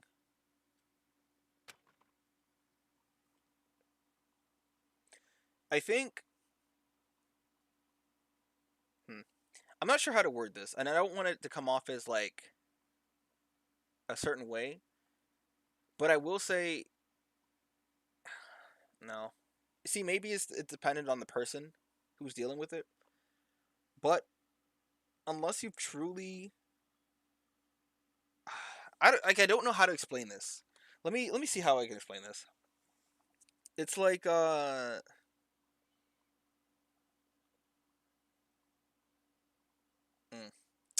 You know what? I don't think there's a way for me to explain this right now, and I don't think I want to. I'm just gonna leave that. You mean execution? That's what I promised you, right? The blacking that disturbs the peace will be punished. Hold on. Now then, I prepared a special punishment for Mondo Wada, the ultimate biker gang leader. No, wait. Let's give it everything we've got. Punishment time. I said wait. Sorry, man. I couldn't keep the promise we made from one man to another.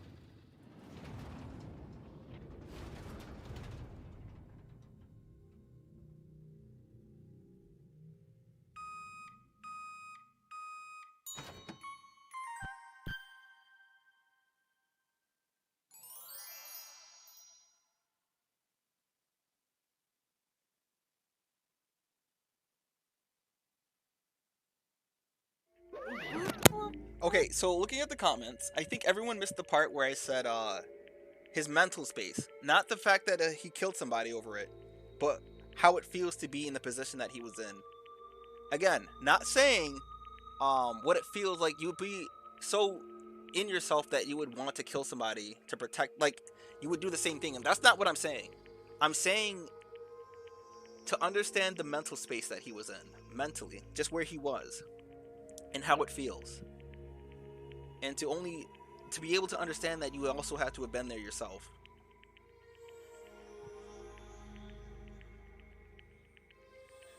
Ahem. Laugh at death, and your soul will forever be at peace. It can't be. My brother. Another murder, another execution. I want to feel again. Everyone's lives are taken so lightly here. I feel like I might be going mad. Maybe I'll just let it happen.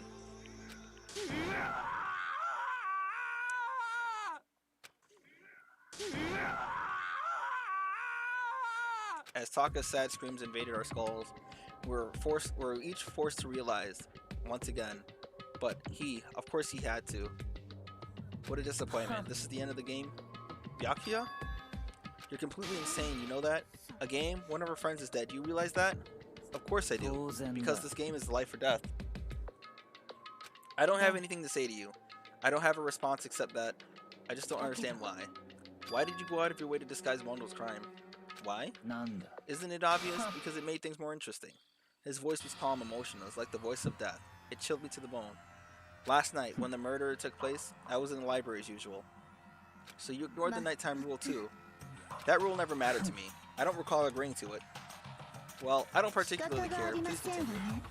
The night grew late, and I decided to return to my room, which is when I stumbled upon him. I spotted Mondo coming out of the girls' locker room. After he had gone, I took a look inside and saw the corpse. What? You mean he actually witnessed the murder? He was such a fool. He didn't have the slightest idea that I'd seen him. So you're saying you knew who the culprit was from the very beginning? Indeed. But if that had been the end of it, how boring would that have been? I mean, what a waste of time to have the answer revealed right at the beginning. Which is why I decided to lend a helping hand. I thought it would liven things up. You did all that to liven things up?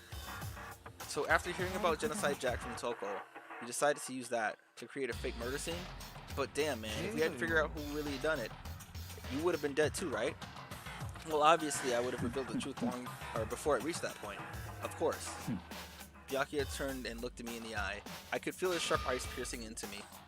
Thanks to a certain remarkable someone, it never did, and I was able to perform an interesting experiment. Once I do decide to become blackened, I now know who I have to watch out for. What? So that was your reason. Are you satisfied? Yes, we're done listening to your story. Moving on. There's something I'd like to ask Monokuma. Oh, I'm up next? You like to perform these elaborate executions each time, correct? My question is why? Do you like them? But, you know, this punishment, this despair, it's not just for you. All this punishment, all this despair is my gift to mankind itself. Interesting. Keep note of that. Keep note of that forever. You're exaggerating. I am not exaggerating. Over-exaggerating. These punishments are meant to transform all of hope into despair. What do you mean? Mean? Mean? Mean? Mean. Good grief, I don't understand why you have to pick apart every little stupid thing. Whatever, it doesn't matter. In the end, I'm gonna stand alone as the victor, and then everything will be revealed to me. Ah, the noble son of a noble family. Truly, you understand me. I think this is the start of a terrifying friendship. Shut up. I would never stoop to the level of childless criminal like you. Just let me say this. After I achieve complete victory, you're up next. I'm going to find you and kill you, understand? And in the name of Togami family, for which victory is a foregone conclusion. Oh, so cool, like you're the main character of a video game or something. No trash mob for you. I swear, whatever it takes, I will kill you. Temper, sounds like someone needs a nap.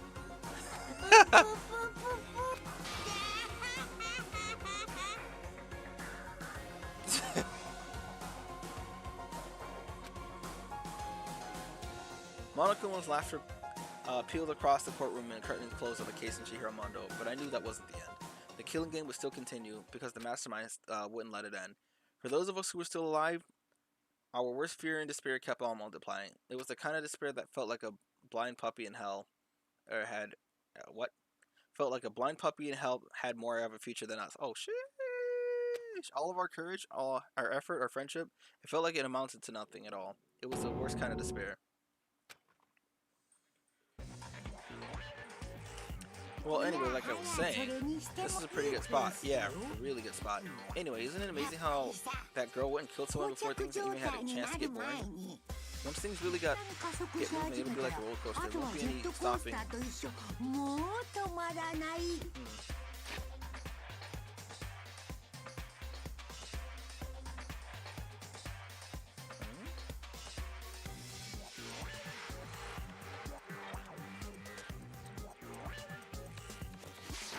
Fear despair, charge forward at speed, nothing can help the match. I'm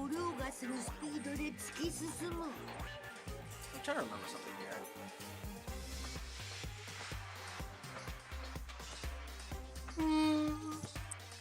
Okay. But I must admit, I'm disappointed.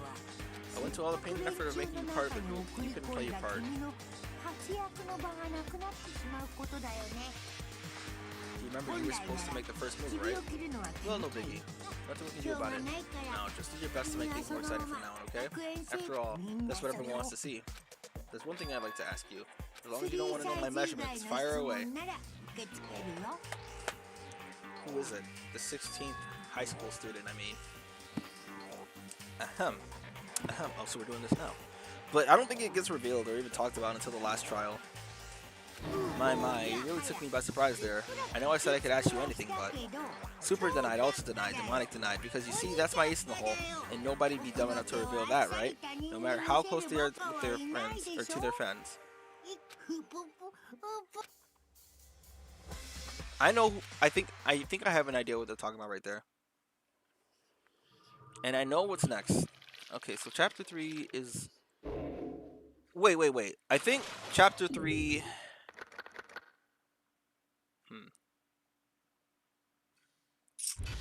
Now, I could do Crazy Diamond. Alright, so here's what I'm thinking, right?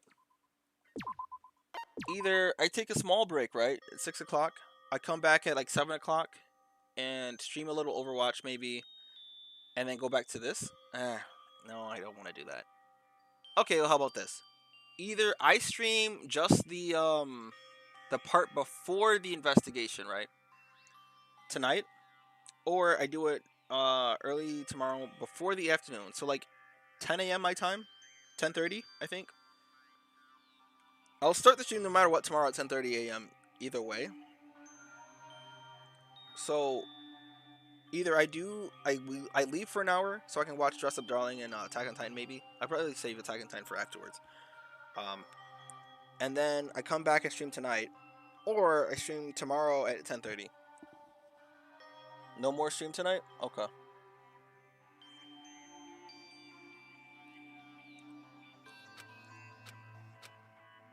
That's Aoi.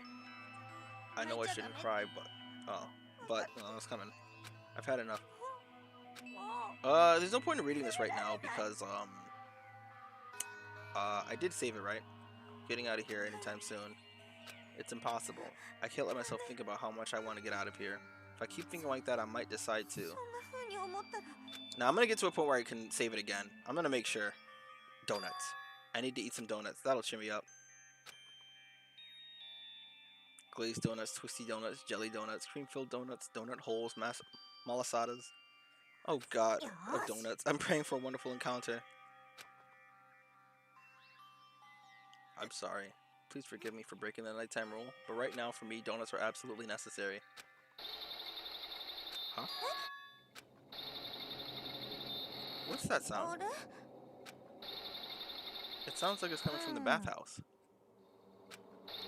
Oh wait, I know what this is. I'm super scared right now. Is someone there?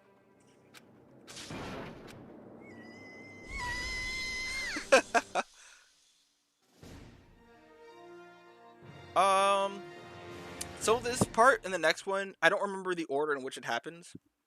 The morning after the conclusion of the second class trial, everyone met up in the dining hall just like always, and I expected it to start like any other day. That's what I expected, but today's count kind of sucks, huh? Toko and Byakuya still refused to show up, and I haven't seen Miss Asahina anywhere. She said her stomach was hurting, so she's taking it easy in her room for today. That is rather unusual for her. Normally she is full of energy, which is exactly what makes me worry. So it's just the 7 of us then. It looks that way. It's times like this where the committee chairman needs to get things going with a bang. he's just, man. Or not? Taka hasn't said a word since everything happened yesterday. One look at his face showed he hadn't slept a wink last night. It must be because of Mondo. The two of them become so close, and then he finds out Mondo killed Chihiro, and then having to watch Mondo get punished. Nothing he can do about it. I can't even imagine what it must have done to him. So, I mean, what's gonna happen now? We haven't found a way out. We still have no idea if help's ever gonna come. Yeah, now I'm all depressed just thinking about it. We simply have to make the best of things. Do our best to get along and live here together in peace. Forget about the outside world and accept this new life. That is the only hope we have now. What? To live here forever? Here we have every convenience. We have food, clothes, our every need is seen to. Why are you dissatisfied? In fact, let me ask you this. What is it about the outside world that you long for? Competition, discrimination, victimization, and violence. As society grows, so does its perversion. In any case, is our current situation not demon angel pretty pudgy princess? Huh? Meggy, the drill shop owner, the bunny-eared Amazon, cat girl dog boy, Robo Justice of the Galactic King. And what I mean is there's no 2D in here. The mastermind put such base desires to their advantage, bending you to their will. Okay, well, anyway, since Taka's like catatonic, the oldest one here, I'm officially stepping up to take the lead. So we're all gonna work together and spend the rest of the day searching school. Searching? Well, I mean, since the class trial is over and all, there should be new places for us to investigate. Yeah, and that's the ticket. We might find some kind of clue this time. Then once we're done eating, let's split up and begin looking around. Do you have any problem with that, Celeste? There may well be a discovery waiting for us, which may further enrich our lives here. No, the point is to look for clues. And just like that, we're starting to come together. She barged in and ruined the conversation. You called for me, so I appeared. Genocide. Nobody called for you. What the? How come it's Genocide Jill and not Toko? God, this place is amazing. Finally, a place I can just be my murder self. Which is why I decided to stop holding back and spread my wings. No more hiding in a cave for me. Plus, I have another battle to fight. The whole killer with the split personality thing is so overdone. I gotta destroy that stereotype. I'll fight all day and all night to murder those holy slanderous cliches. But you are a killer with a split personality. If she weren't here, my chances of survival will go up at least 10%. Come on, you gotta back me up here. Even the biggest stars need little people to hold them up.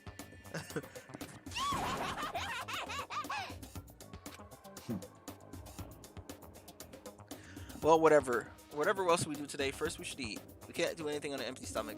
You're right. Let's hurry up and eat so we can start our investigation. So we were forced to eat breakfast with our murderer and our much needed.